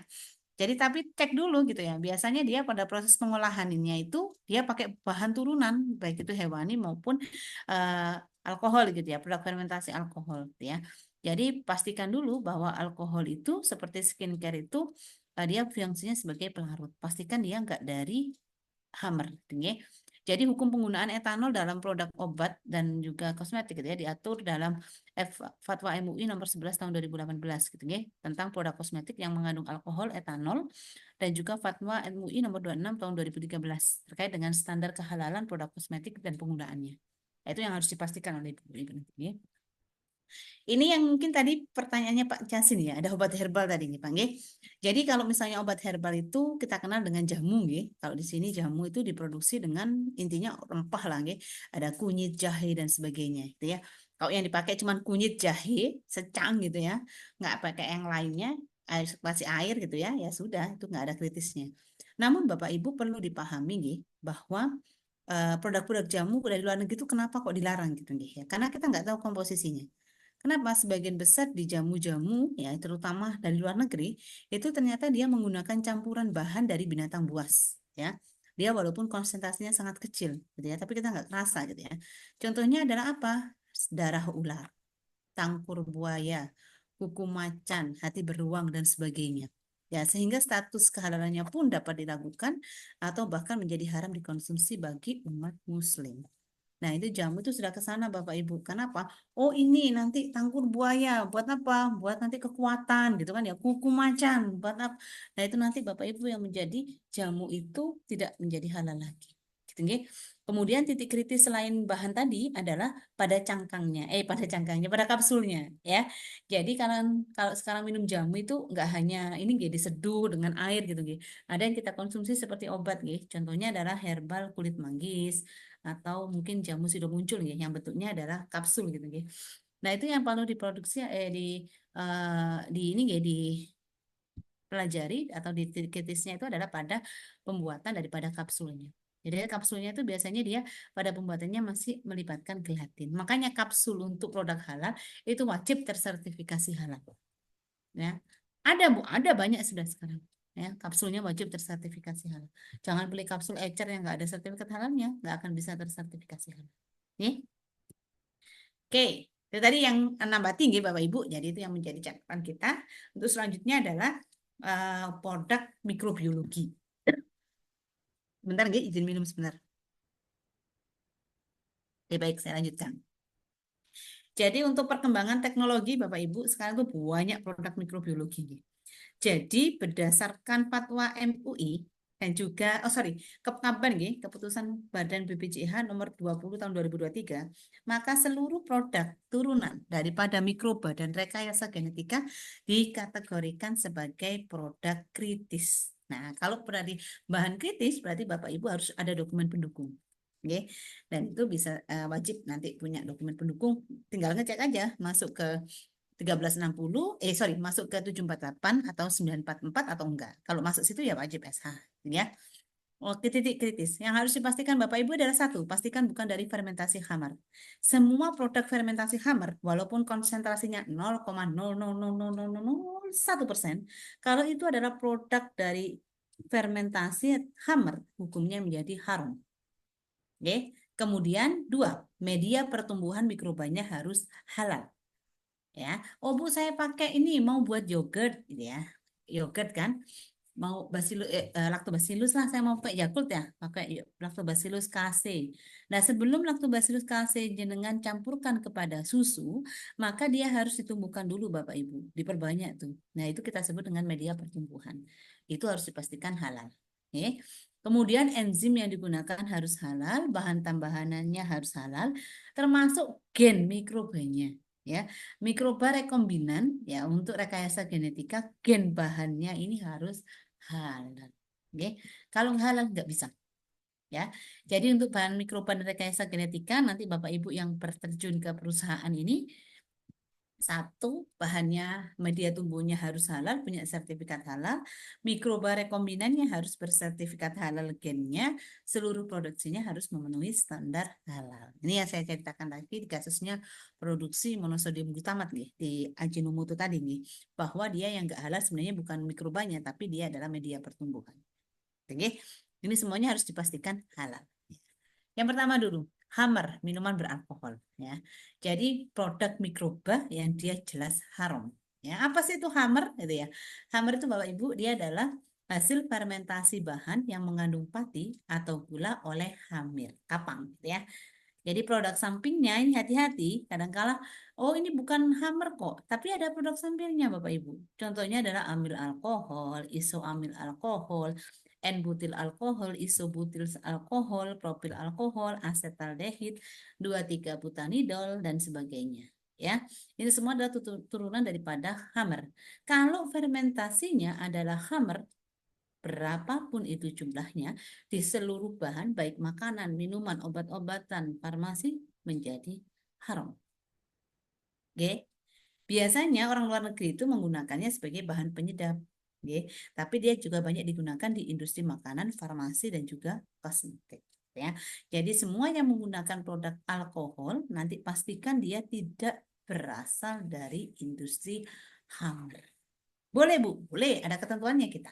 Ya, untuk makanan minuman tape boleh Bu, tape boleh lah, gitu ya. Tape itu adalah khas Jember Bapak Ibu. Saya kan dari Jember nih ya. Jadi tape itu boleh-boleh, ada di Kepkaban, ada. Nanti jangan baca tuh Kepkaban. Jadi untuk makanan minuman Bapak Ibu ya, boleh tapi non khamr ya. Ini etanol ya. Etanol dalam bahan pangan itu apa sih? Etanol itu dia adalah produk fermentasi yang dia non khamr ya. Nah, ini boleh. Kalau dalam produk minuman itu harus kurang dari 0,5% selama tidak membahayakan secara medis. Jadi kalau, oh ini Bu, produknya adalah cider buah. Cider buah itu fermentasi buah-buahan, non-khamr. Okay? Fermentasi buah-buahan yang nggak pakai khamr. Dia masih punya alkohol nih Bapak Ibu. Wajib dipastikan bahwa kadar alkoholnya kurang dari 0,5% untuk minuman. Itu masih diperbolehkan untuk kita sertifikasi halal. Yang penting fermentasinya non-khamr. Kalau untuk produk makanan ini Bapak Ibu ya, bukan minuman ya, dibedakan gitu. Kalau untuk makanan, tapi makanan ini itu tidak ada batasan kadar alkoholnya selama tidak membahayakan kesehatan. Kalau minuman itu kurang dari 0,5%. Ada di mana itu Bu ketentuannya? Ada di Fatwa MUI, ada di Kepkaban 20 2023. Jangan harus pahami ya.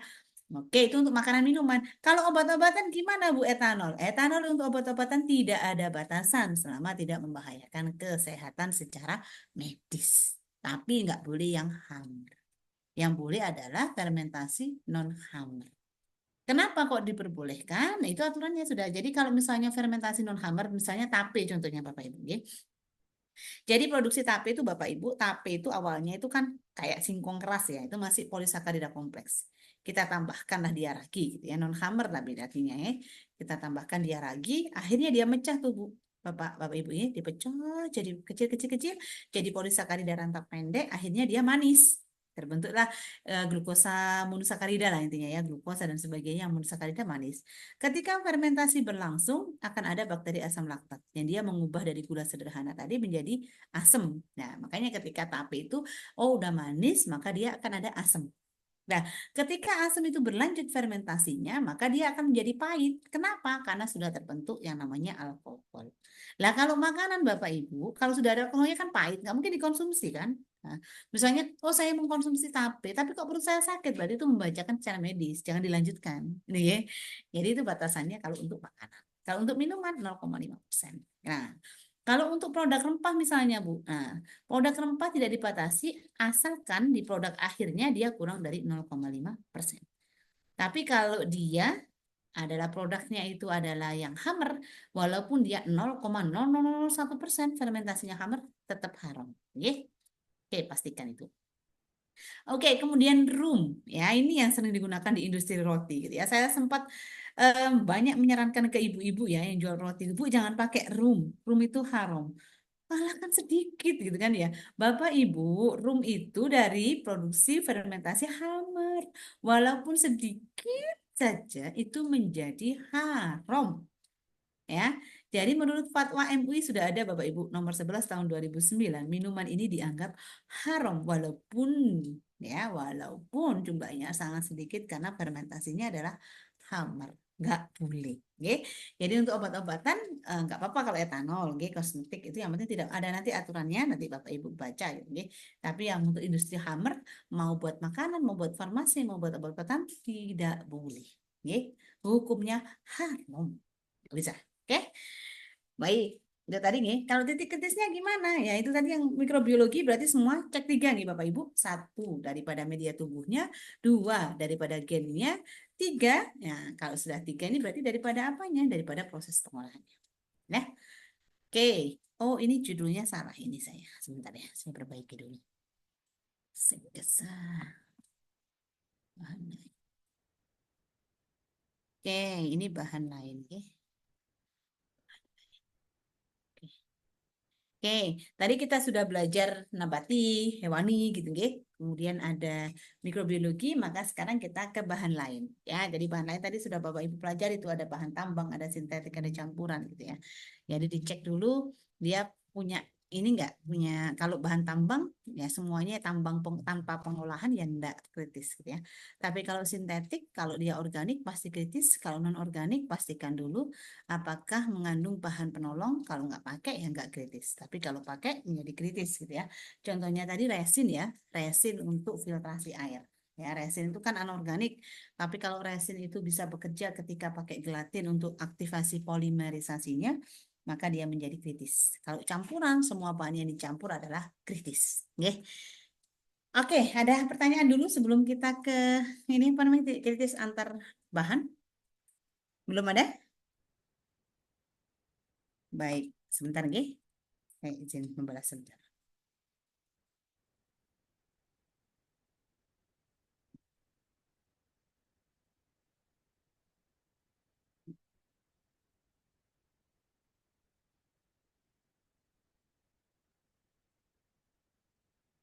Oke, saya lanjutkan nggih. Bu. Oke. Untuk yang Pak, kalau di Al-Qur'annya kan falyanzuril insanu ila ta'amih. Jadi kita ini disuruh memperhatikan makanannya di surat Abasa itu. Sementara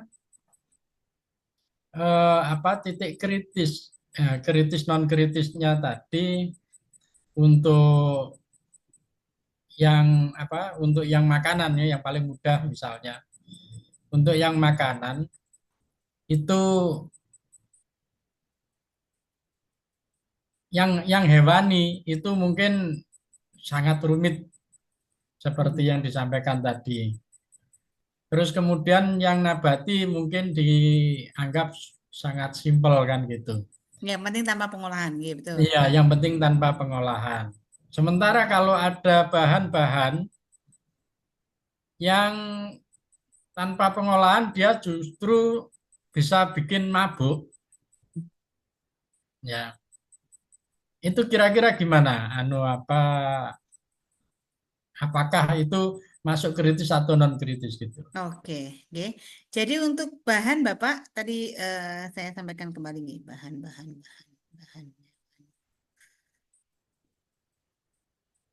Oke. Jadi untuk bahan Bapak, kalau bahan yang berasal nabati, nggih, sepanjang dari ini nggih. Jadi yang perlu dicek adalah yang tadi Bapak sebentar di atas sepertinya saya. Oke, bahannya. Nah, ini Bapak. Jadi kalau bahan hewani itu halal kecuali untuk zat-zat yang memabukkan. Nah, jadi kalau sudah zat yang memabukkan dan atau membahayakan bagi yang mengkonsumsinya, contohnya ganja, kecubung gitu ya, atau bahan-bahan yang dalam prosesnya itu melibatkan zat aditif, nah itu menjadi tidak halal. Jadi, oh mungkin nanti ditambahkan ke skema nggih Bapak nggih. Baik, Ya, akan kami tambahkan di skema tadi nggih, berarti bahannya itu membahayakan atau tidak seperti itu nggih. ya, Sebenarnya sudah setes di sini tapi tidak terstate di gambar petanya nggih Bapak. ya. Siap, nggih. Baik, ternuwun untuk konveksinya gitu nggih. Jadi sudah mungkin nanti bisa dimasukkan ke state di apa namanya di chartnya nggih. Siap. Jadi tidak boleh gen sami Bapak. Mungkin nanti akan saya tambahkan di pohon ini nggih, pohon keputusannya nggih untuk pohon yang nabati. Tadi belum ada sepertinya, tapi ada di penjelasannya gitu nggih. Untuk yang di sininya nggih Pak nggih, yang hewani tadi mana? Yang sini nggih Pak nggih. Jadi ada proses Ya. pengolahan atau tidak. Yang pertama berbahaya atau tidak dulu Pak nggih. Berbahaya atau tidak, baru ada proses pengolahan atau tidak. Baik, siap Bapak. Terima kasih. Bu, mau Cukup nggih? tanya Ya. sedikit, Bu. Boleh Bu tanya? Boleh, silakan Nggih. Pak Jasin. Kalau kita lihat tadi kan banyak sekali kan apa namanya bahan-bahan untuk yang membantu proses dan sebagainya ya. Kira-kira untuk mempercepat proses apa namanya pengajuan itu ya supaya cepat apa, prosesnya, ada nggak BPJPH itu membuat semacam database kira-kira untuk produk ini halal, haram, ada nggak kira-kira? Kalau kita dari BPJPH, Bapak di KMA itu Bapak. Jadi Jika kalau di BPJPH itu nanti Bapak Ibu tidak bisa, kita tidak mengkategorikannya berdasarkan produk, tapi berdasarkan bahan Bapak. Jadi kalau produknya kan komposisi tergantung dari pelaku usaha nggih, sehingga kita ya, tidak bisa kita memutuskan per kategori bahan, per kategori produk, tapi di KMA 944748 saya tunjukkan nggih, sebentar. Di KMA dulu, sebentar saya akan menunjukkan ke jenengan. Oke, nanti kita coba lihat di sini. Sip. Kok nggak bisa ya? Sebentar. Oke.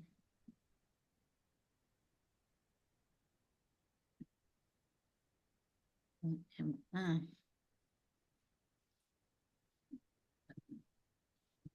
Oke, jadi nanti Bapak Ibu kalau memang mencari ini untuk memastikan bahannya ini halal atau enggak gitu supaya mempercepat gitu. Bapak iya, Ibu kalau misalnya di bahan ini gitu, buatan diproses loh gitu. Kalau iya, di bahan Bapak Ibu coba dicermati nanti di KMA 944748 sama juga KMA 1360. Oke. Jadi di 3 KMA ini Bapak Ibu di situ sudah sangat jelas nih. Jadi bahan-bahan apa saja yang dia masuk di misalnya ini contohnya 944 2024. Jadi kalau bahannya Bapak Ibu itu masuk di kriteria misalnya ini susu dan analognya ya. Masuk di sini, maka jenis produknya ini misalnya ada susu skim. Maka di sini wajib punya sertifikat halal. Oke, karena dia masuk di 944748. Jadi Bapak Ibu penyedia nanti kalau mendampingi satu langkah pertamanya adalah meminta semua data dari pelaku usaha untuk bahan penyusun. Jadi bahan penyusun itu termasuk bahan yang digunakan seluruhnya. Mau bahan kemasannya, mau bahan bakunya, mau bahan tambahannya, mau semuanya dimasukkan. Kemudian Bapak Ibu identifikasi, minta sertifikat halalnya. Kalau misalnya nggak ada tuh, nah, cara cepatnya nih Bapak nih, ada 10 bahan nih dari pelaku usaha. Ternyata 5 ini sudah punya sertifikat halal, oke nggak usah dicek lagi, SH gitu kan ya. Itu kan dokumen pendukung paling tinggi nih. Kemudian yang 5 ini belum punya nih. Nah, Bapak Ibu tinggal ngecek di 5 ini. Dia masuk di 944748 enggak? Kalau nggak masuk, cek lagi di 1360 yang positif list. Oh, nggak masuk juga. Oke, berarti saya bisa menggunakan dokumen pendukung lain. Contohnya adalah Certificate of Analysis, contohnya adalah daftar komposisi bahan, contohnya adalah apa? Pernyataan produsen, itu bisa digunakan. Asal dia nggak masuk di 748, 944, dia juga nggak masuk di 13. Kalau 1360 Bu, dia sudah masuk di sana. Nah, kalau 1360 ya automatically apa? Bahwa dia nggak usah dokumen pendukung juga nggak apa-apa sebenarnya dia. Dia kan positive list. Ya. Jadi untuk menentukan itu Pak Kasin dan bapak-bapak lainnya, satu, minta dulu ke mereka, mana bahan penyusunnya. Kalau diketahui, oh bahan penyusunnya ini ada urgent, tapi nggak punya SH, bilang tuh ke pelaku usahanya. Industri bakso misalnya, oh tepungnya ini punya SH ini. Ternyata dagingnya ini nggak punya SH. Bilang tuh ke Paknya, Pak ini masuk 944 748. Nggak bisa ter-SH kalau jenengan nggak punya SH. Karena apa? Masuk di undang-undang. Ganti Pak produk apa bahan bakunya. Nah, gitu caranya Pak untuk cepatnya. Oke, Thank you. paham deh? Iya, kalau yang untuk bahan-bahan yang apa namanya primer itu sih nggak masalah. Yang kecil-kecil yang untuk penambah rasa, terus yang Iya, gelatin, itu harus masuk Bapak. itu nggak Jadi ada kalau daftarnya Ibu ya, nggak ada daftarnya.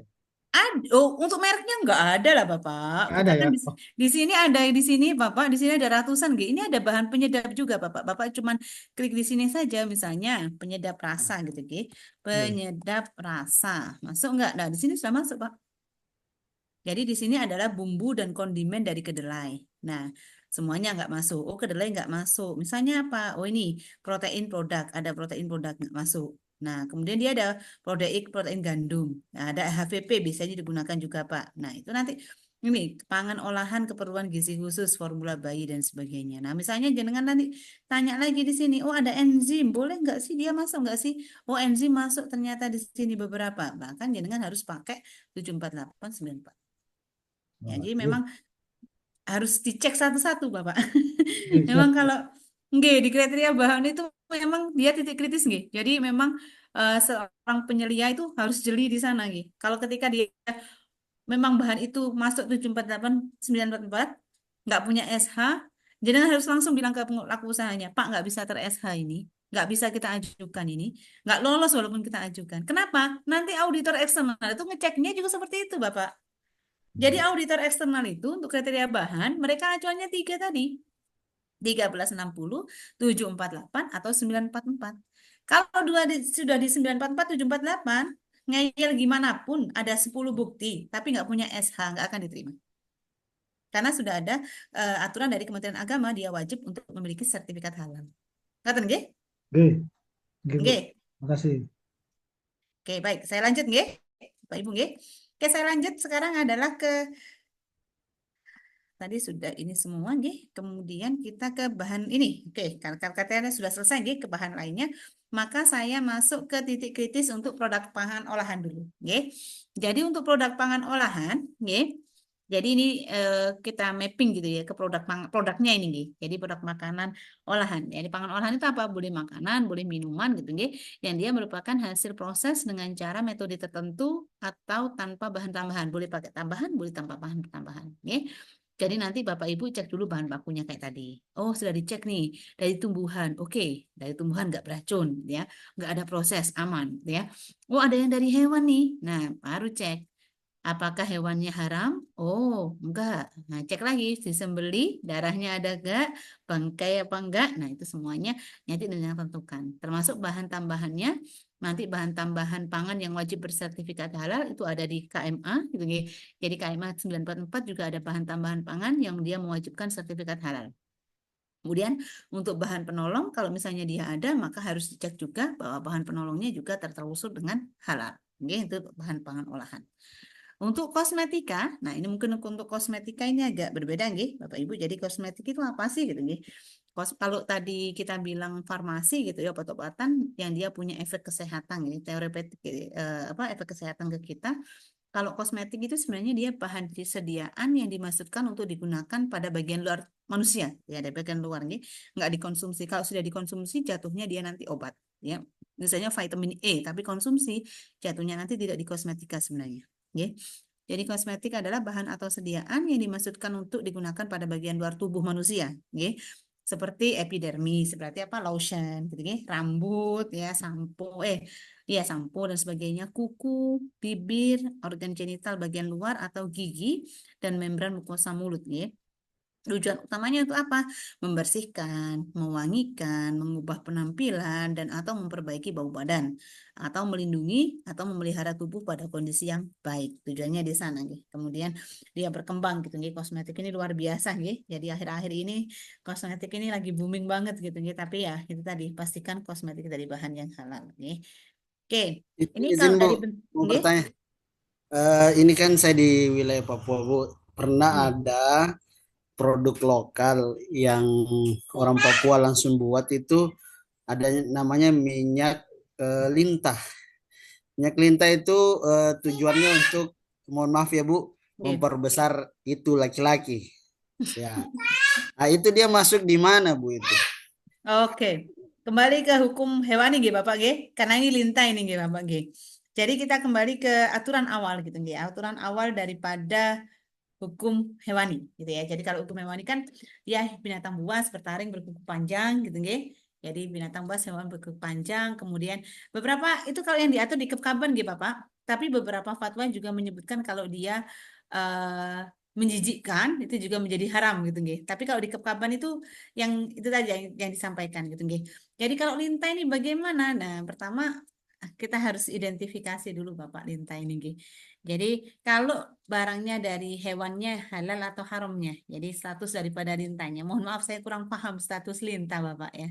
Jadi karena saya hanya berpatokan pada Kepkaban gitu nih. Ada yang bilang cacing itu juga haram gitu ya. Ada yang bilang halal, tapi di Kepkaban tidak diatur cacing itu Bapak. Jadi yang diatur adalah berkuku panjang dan bertaring gitu nih. Jadi kalau sepanjang itu tidak diatur di Kepkaban, nanti dengan pahami gitu nih. Kalau sepanjang itu nggak ada di fatwa MUI haram dan juga nggak ada di aturan Kepkaban bahwa dia tidak boleh digunakan, itu masih bisa tersertifikasi halal. Asalkan proses pembuatannya juga halal. Oke. Jadi untuk mengecek hewan itu haram atau halal, satu, Al-Quran dan hadis, dua, aturan daripada negara tersebut. Gitu, nggih. Jadi kalau dari Al-Quran dan hadis itu ada, nah maka itu menjadi haram. Gitu, nggih. Kemudian kalau di Kepkaban itu juga ada, nah itu juga menjadi hal yang haram. Tinggi Bapak nggih. Nanti mohon dicek lagi nggih, karena saya belum Kalau mengecek juga. misalnya nggak ada itu berarti lanjut aja Bu.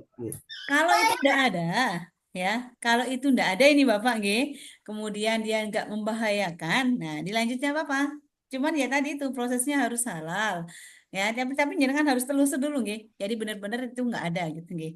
Jadi karena itu status halalnya harus ditentukan dulu, gitu. Jadi kalau Iya. memang itu nggak ada yang mengharamkan, ya, nggak ada yang hadisnya juga nggak ada yang mengharamkan, di Al-Quran juga nggak ada yang mengharamkan, dia tidak menjadikan bahaya. Kemudian di keputusan kementerian dan keputusan badan juga nggak ada, maka masih bisa berpotensi untuk mendapatkan sertifikat halal. Intinya di situ, Gi. Bu, terus dia itu dia sebenarnya namanya saja minyak lintah, tapi sebenarnya dia dari kelapa dengan ada juga bahan herbal lainnya itu. Oh, alah. Kalau bahan herbal, Bapak, ini kalau dari minyak kelapa, nih, dari minyak kelapa, bukan dari lintah nih ya. Jadi dia kan hewani. Kayaknya Berarti yang cuma namanya saja Bu, karena Oh, kalau jenengan itu dari hewan tumbuhan Bapak, jenengan cukup cek satu bahan-bahan yang digunakan, dua prosesnya. Selama itu bahannya itu semuanya tumbuhan dan dia tidak membahayakan untuk kesehatan dan dia tidak memabukkan, is okay. Bisa tersertifikasi. Oke? ya siap Bu. Oke, kalau nanti ekstraknya itu kecubung, ekstrak ganja itu yang nggak boleh. Nggih. Kalau ekstraknya itu ekstrak kelapa, ekstrak minyak telon, nggih, itu semuanya bisa tersertifikasi halal. Nanti jatuhnya, kalau dia tidak untuk konsumsi, maka jatuhnya di kosmetika atau di obat-obatan. Mengatakan, nggih? Oke? Oke Bu, terima kasih banyak Bu. Oke, sama-sama. Baik, saya lanjut, nggih. Oke, ini adalah untuk kosmetika nggih, Bapak Ibu. Jadi kosmetika itu macam-macam jenisnya nggih. Mau yang padat, ada bedak, ada lipstick gitu ya, ada eyeshadow. Mungkin ini Bapak-bapak nggak begitu paham nggih, perempuan yang paham nggih. Ada yang setengah padat gitu ya. Contohnya adalah gel itu dan sebagainya turunannya nggih. Ada yang pasta, ada yang krim malam, krim siang gitu nggih. Itu adalah contoh setengah padat. Ada juga bentuk serbuk gitu ya. Serbuk itu berarti bedak tabur gitu nggih. Kemudian ada lulur dan sebagainya. Kemudian ada cairan, shampoo, toner, parfum, serum dan sebagainya. Ada juga aerosol. Ya, hairspray, dew spray, dry shampoo dan itu semuanya harus tersertifikasi halal untuk kita yang muslim nih, karena itu digunakan untuk kita nggih. Jadi kita memang harus menetapkan itu menjadi halal gitu nih. Nanti kenapa? Karena Bapak Ibu penyediain nanti perusahaannya bisa saja perusahaan kosmetik gitu ya, nggak makanan. Bisa saja nanti perusahaannya juga perusahaan logistik nih, bukan makanan gitu ya. Jadi harus bisa semuanya dan memahami aturan-aturan yang berlaku. Oke. Oke, untuk sumber kosmetika Bapak Ibu, nah ini tadi yang dicanangkan sama Bapak tadi ya. Jadi kosmetika itu boleh dari ekstrak tanaman, lidah buaya, minyak zaitun, gitu nggih. Kemudian apalagi ya, ada banyak sekali ekstrak tanaman yang kita gunakan. Vitamin E itu, tocopherol itu biasanya kita ekstrak dari tanaman juga. Vitamin D, gitu nggih. Jadi nanti ekstrak tanaman ini biasanya untuk solvent atau aditifnya juga boleh digunakan, oke. Kemudian ada juga dari hewan. Nah ini yang Bu, paling urgent ya, oke. maaf Bu, yang tadi itu saya lihat ini yang kemarin pengajuannya memang ada yang minyak kelapa, ada memang yang minyak lintah juga ternyata ini. Komposisinya? Iya, Oh iya, kalau minyak kelapa kan pure dari kelapanya tuh Pak. Ya, dari iya. kelapanya minyaknya. Kalau yang minyak lintah tadi kan dia campuran dari beberapa rempah toh, nggak hanya Iya, kelapanya. kemudian ada lintahnya juga ternyata ini saya lihat Oh ini. ada lintahnya juga ya, berarti lintahnya itu harus ditelusur dulu. Kalau memang nggak ada di dalam Al-Quran dan hadis tidak diatur, kemudian di Kepkaban juga tidak ada larangan, maka masih bisa berpotensi dia dapat SH. Oke, coba Bapak cermati lagi tentang hukum Terus daripada masuk lintah. di reguler kah atau self declare itu? Oke, untuk skala UMKM, nah, UMKM sekarang ada sertifikasi UMK reguler, Bapak. Jadi Oke, Bu. untuk UMK tahun 2025 nih, Gi. Dulu kan UMK itu kan self declare semua, Gi. Tapi sekarang sudah dibuka untuk UMK itu adalah sertifikasi reguler. Nanti Oh, mungkin dijelaskan ke pemateri selanjutnya, Gi, tentang pengajuan jenis-jenis pengajuan sertifikasi halal untuk skala UMK. Oke? siap Bu. Terima kasih. Oke. Baik, saya lanjut nggih. Jadi untuk hewan ini Bapak Ibu nggih ada hewan kolagen nggih. Jadi ada kalau hewan tadi sudah dijelaskan ya, ada kolagen, ada elastin, ada plasenta, asam lemak, enzim gitu ya. Yang semuanya nanti perlu dicek ulang. Oke. Ada mikrobial, contohnya adalah alkohol, vitamin C, CoQ10, asam hyaluronat, nah, macam-macam ini nanti biasanya dia digunakan, terutama untuk sumber media yang dia pakai GMO atau pakai rekayasa mikroba genetika gitu ya.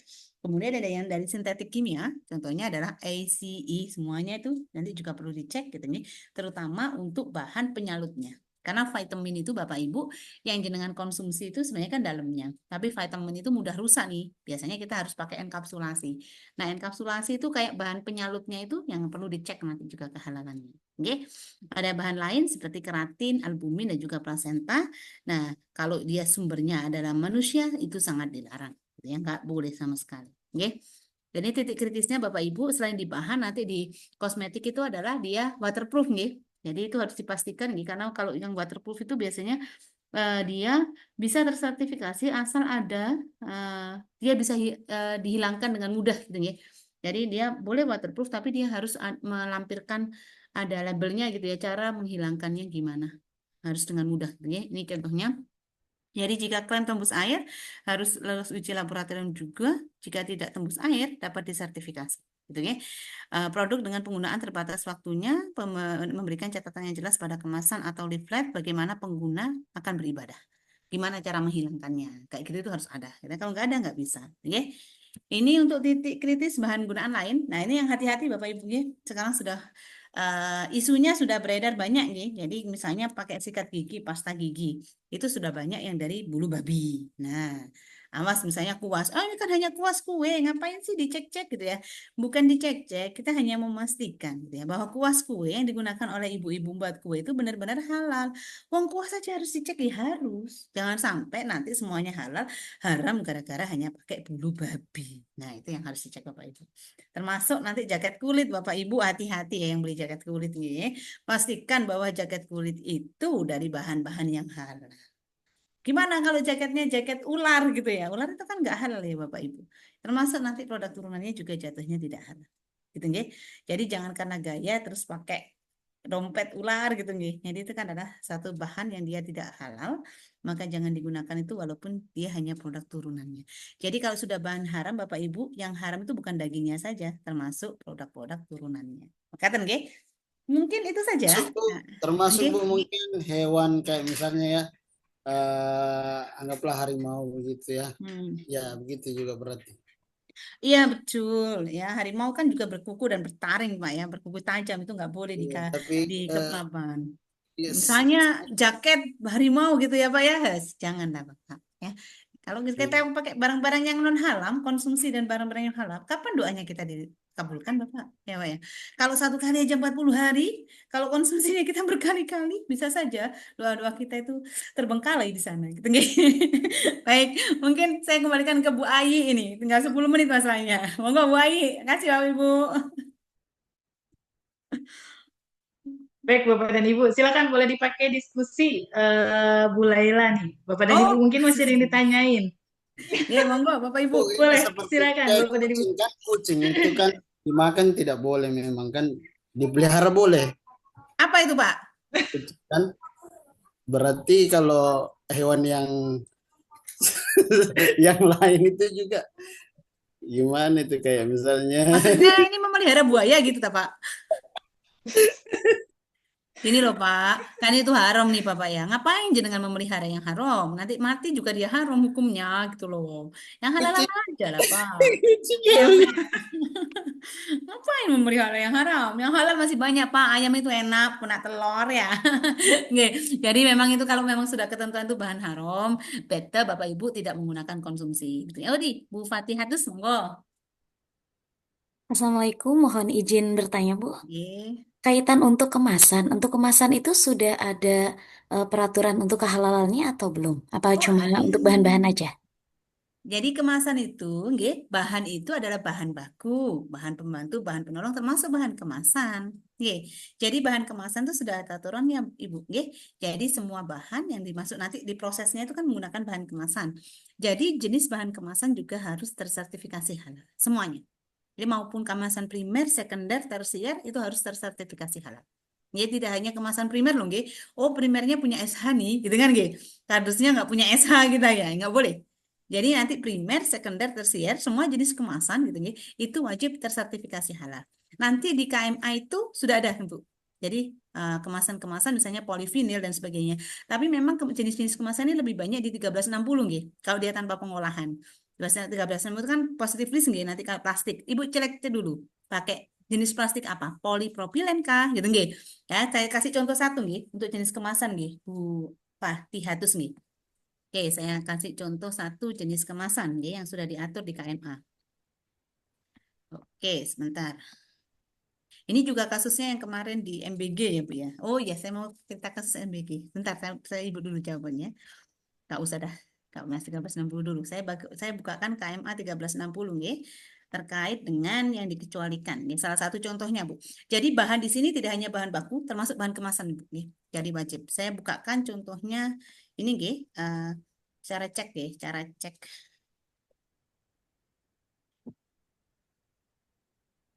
Oke. Jadi kalau tadi Bapak siapa yang awalnya tadi nih tanya terkait dengan KMA yang wajib tersertifikasi, tidak tersertifikasi, yang wajib bersertifikat halal, maka kita punya KMA 1360 yang dia tidak wajib tersertifikasi halal. Nggih. Kalau bahan kimia, terutama bahan-bahan kimia nggih, itu banyak di KMA 1360. Share-kan nggih. Oke, ini Bapak Ibu untuk pendamping ya. Jadi KMA yang untuk positif list yang dia sudah dijamin enggak ini ya dikecualikan dari kewajiban bersertifikat halal. Jadi 1360 itu enggak wajib bersertifikat halal. Berarti jenengan boleh melengkapi dengan bukti lainnya. Oke, bukti lainnya itu mau apapun terserah. Ini masih diakui. Jadi misalnya COE, pernyataan produsen dan sebagainya. Oke. Nah, ini yang pertama adalah dia ada kriteria dari bahan berasal dari alam tanpa proses pengolahan. Nah, ini masuk di sini, nggih. Kemudian ada bahan-bahan non sembelihan, bahan berasal dari air. Nah, ini masuk. Ini bahan olahan tidak beresiko. Nah, ini masuk nanti di sini. Nah, termasuk nanti polimer berbasis selulose atau pakai CMC kemasannya gitu, nggih. Ataupun polimer sintetik. Nah, ini kalau bahan kemasannya polietilen, PE, nah itu sebenarnya dia positifis. Polistiren itu apa ya? Kita nyebutnya itu styrofoam, ya. Tapi yang styrofoam murni nih, yang nggak ada tambahan gitu ya, polimer sintetik styrofoam itu polistiren. Ada poliamin, ada poliuretan, ada polieter, poliurea, sama poliakrilarit. Jadi kalau jenengan nanti dampingi produsen, kan dia 1360 nih, boleh dilengkapi dengan pernyataan konsumen, pernyataan produsen yang menghasilkan styrofoam tadi, bahwa dia hanya menggunakan produknya polietilen nih untuk produksinya, itu nggak apa-apa. Dia nggak perlu dia menyertakan sertifikat halal di plastiknya. Tapi kalau ada sertifikat halalnya sudah better. Nggih? Karena kita masih ragu nih. Tapi di sini sudah jelas nih di KMA 1360 2021 polietilen masuk. Nah, oh plastik saya ini polietilen gimana? Ya sudah, telepon saja produsennya. Buatkan dong surat pernyataan bahwa kamu memang gunakan hanya komposisi plastikmu hanya polietilen. Itu boleh ditambahkan. Oke, paham nggih di sini nggih? Jadi Oh di iya, sini ya, siap. kalau untuk surat pernyataan produsennya itu harus bermaterai atau bagaimana, Bu? Biasa untuk menguatkan dia karena pernyataan better bermaterai. Jadi kan ada hukum, ada konsekuensi hukum gitu ketika dia membuat pernyataan yang salah gitu loh nggih. Jadi kita hanya untuk memastikan saja kalau suatu pernyataan ya better bermaterai supaya kita pasti dia juga bertanggung jawab atas pernyataannya. Makaten nggih? Begitu. Kalau seandainya kita itu kan belinya kan di sebuah toko gitu, Bu, bukan dari produsennya langsung. Berarti itu surat pernyataan toko atau bagaimana Tidak itu? bisa. Jadi surat pernyataan harus surat pernyataan produsen. Jadi kalau jenengan pakai toko, yang diminta adalah produsennya, bukan tokonya. Oke. Jadi kalau misalnya itu skala UMKM nih, Nggih, UMK gitu nih. Nah, kalau misalnya pernyataan produsen nggak bisa, kan ada bukti lain, Nggih. Misalnya komposisi bahan, kan boleh ditambahkan. Oke. Jadi kalau di situ ada plastik nih, ada komposisi bahan hanya polietilen, ya sudah itu dilampirkan bahwa dia hanya melampirkan komposisi bahan polietilen. Itu nggak apa-apa karena dia masuk di 1360. Oke. Jadi kalau dia memang hanya polietilen, is okay. Oke. Tapi kalau dia ada komponen lain itu yang menjadi permasalahan. Makanya di kemasan jenengan harus tahu dulu bahan penyusunnya apa kemasan itu. Gitu nggih? Bagaimana Bu Fatia? Oke? Oke, Bu, hatur nuhun pisan. Oke, sama-sama. Ada lagi? Bu Ayi bagaimana? Boleh lagi dua itu? Atau gimana? Masih cukup Bu Laila, boleh dua lagi. Oke, oh dua lagi cukup ya? Oke, Bu Cahya dulu tadi nih. Silakan Bu Cahya. Terakhir nih, dua. Ya. Assalamualaikum warahmatullahi wabarakatuh. Waalaikumsalam Bu, warahmatullahi wabarakatuh. ya, Bu, kalau vitamin itu negatifis ya Bu ya, Kritis. ya, kritis ya kritis. Nah, Hmm. tapi suppliernya produsennya bisa mengeluarkan sertifikat halal. Berarti Produsen kan, nggak mengeluarkan sertifikat halal, Bu. Sertifikat halal kan hanya maksudnya, mendampingi ya pernyataan. sudah ada sertifikat halal dari Betul. Produsen. Dari negara produknya. setempat gitu. Hmm. Ya. Nah, tapi suka diminta tetap flowchart-nya, Bu, sampai tahu bahwa apa sih namanya, apakah ada penggunaan enzim dan sebagainya. Nah, kalau dari kita nih, dari misalnya pabrik nih, kan udah ada sertifikatnya nih, tapi tetap diminta kan. Nah, ternyata pada saat lihat flowchart masih ada hal-hal yang dipertanyakan gitu. Nah, maksudnya tips-tips kita sebagai sebagai industri untuk mencari bahan baku yang eh, udah Oke.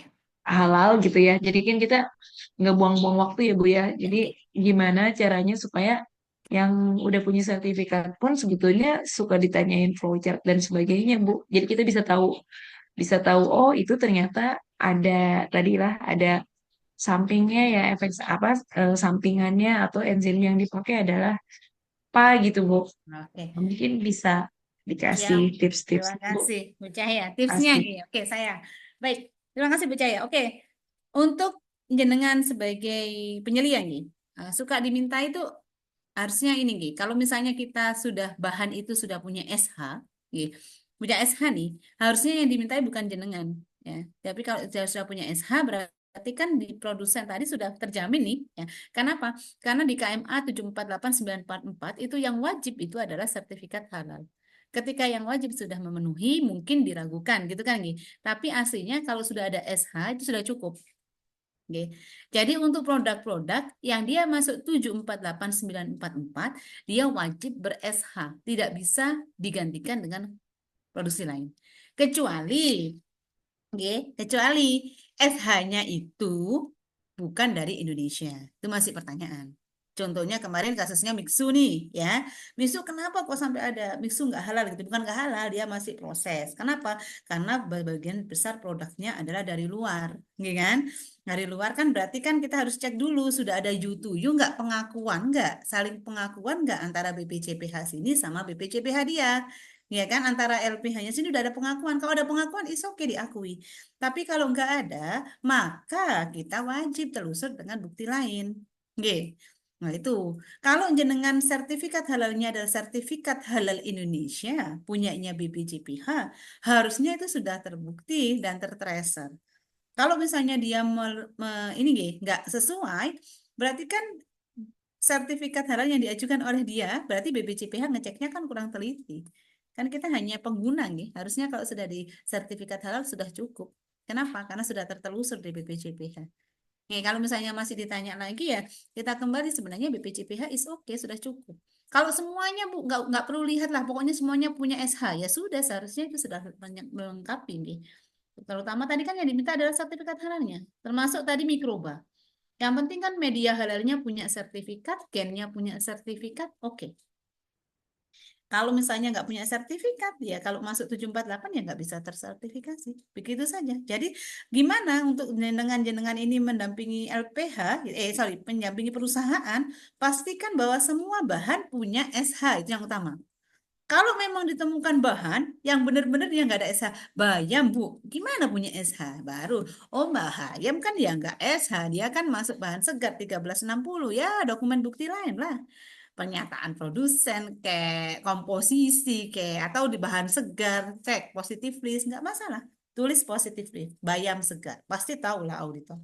Mau dicek gimana lagi bahan segar, iya kan? Kayak gitu, nggih. Jadi kalau strateginya adalah satu, usahakan semua bahan punya SH. Itu sudah amannya. Kalau memang nggak ada SH dan itu produk impor, nah itu yang importnya jenengan harus luar biasa. Oke. Kalau produknya impor, jenengan harus bisa memastikan bahwa beta kalau impor menggunakan yang sudah saling pengakuan dengan BPJPH. Kalau enggak nanti prosesnya agak lama. Jenengan harus cek dulu dari sini, cek dulu ke sana, bahannya di sana dicek di mana. Panjang. Itu akan merugikan bagi kita yang hanya pengguna. Kalau misalnya perusahaannya pengguna nih, rugi dong. Ngapain kita cek bahan orang lain? Ganti aja sudah suppliernya. Iya kan? Daripada kita harus cek dari ujung. Oh, Gitu. kalau tahu yang sudah ada pengakuan dari BPJPH, berarti Di lihatnya dari websitenya mana, Bu? BPJPH, cek nih. Oh, oke, oke, oke. Oke. Di websitenya Jadi sudah. BPJPH itu sudah ada kerjasama di antara BPJPH kita dengan lembaga halal luar negeri, LHLN. Nah, cek nanti nih di LHLN-nya udah punya nggak dia? Nggih. Karena memang BPJPH sekarang sudah terus menambah pengakuan itu karena memang kita masih kalah dengan negara tetangga Malaysia gitu, nggih. Jadi ketika saya di Jepang memang yang mereka gunakan halal Malaysia gitu ya, bukan halal Indonesia. Jadi itu mungkin pergerakan BPJPH ke arah sana untuk saling pengakuan tadi gitu, nggih. Jadi kalau sudah saling pengakuan, oke. Nah, kalau belum, ya effortnya luar biasa untuk bahan impor. GLHLN. Oke, Bu? Siap. Mungkin Terima sudah kasih, itu. Bu. Sepertinya last one, Bu. Bu. Nanti Sudah. materinya akan saya share nih. Baik. Betul. Baik, luar biasa di diskusinya ya, Bu Laila nih. Emang untuk titik kritis emang harus dipahami banget ya, Bu Laila ya. Karena memang biasanya auditor tuh walaupun sudah nerima SH, mereka tetap pengen compare nih, pengen lihat flowchartnya mana gitu. Ya, iya betul. Biasanya memang diminta itu sih sebenarnya. Cuman amannya Heeh, memang tadi Bu. Yang penting ada SH. Kalau memang bisa minta betul, ke betul. produsen flowchartnya sama komposisi minta dong. Kalau ditanya-tanya itu boleh juga. Jadi supplier itu kan kalau dengan perusahaan kan penguasa ya, pembeli nih harus dikasih lah. Benar, benar.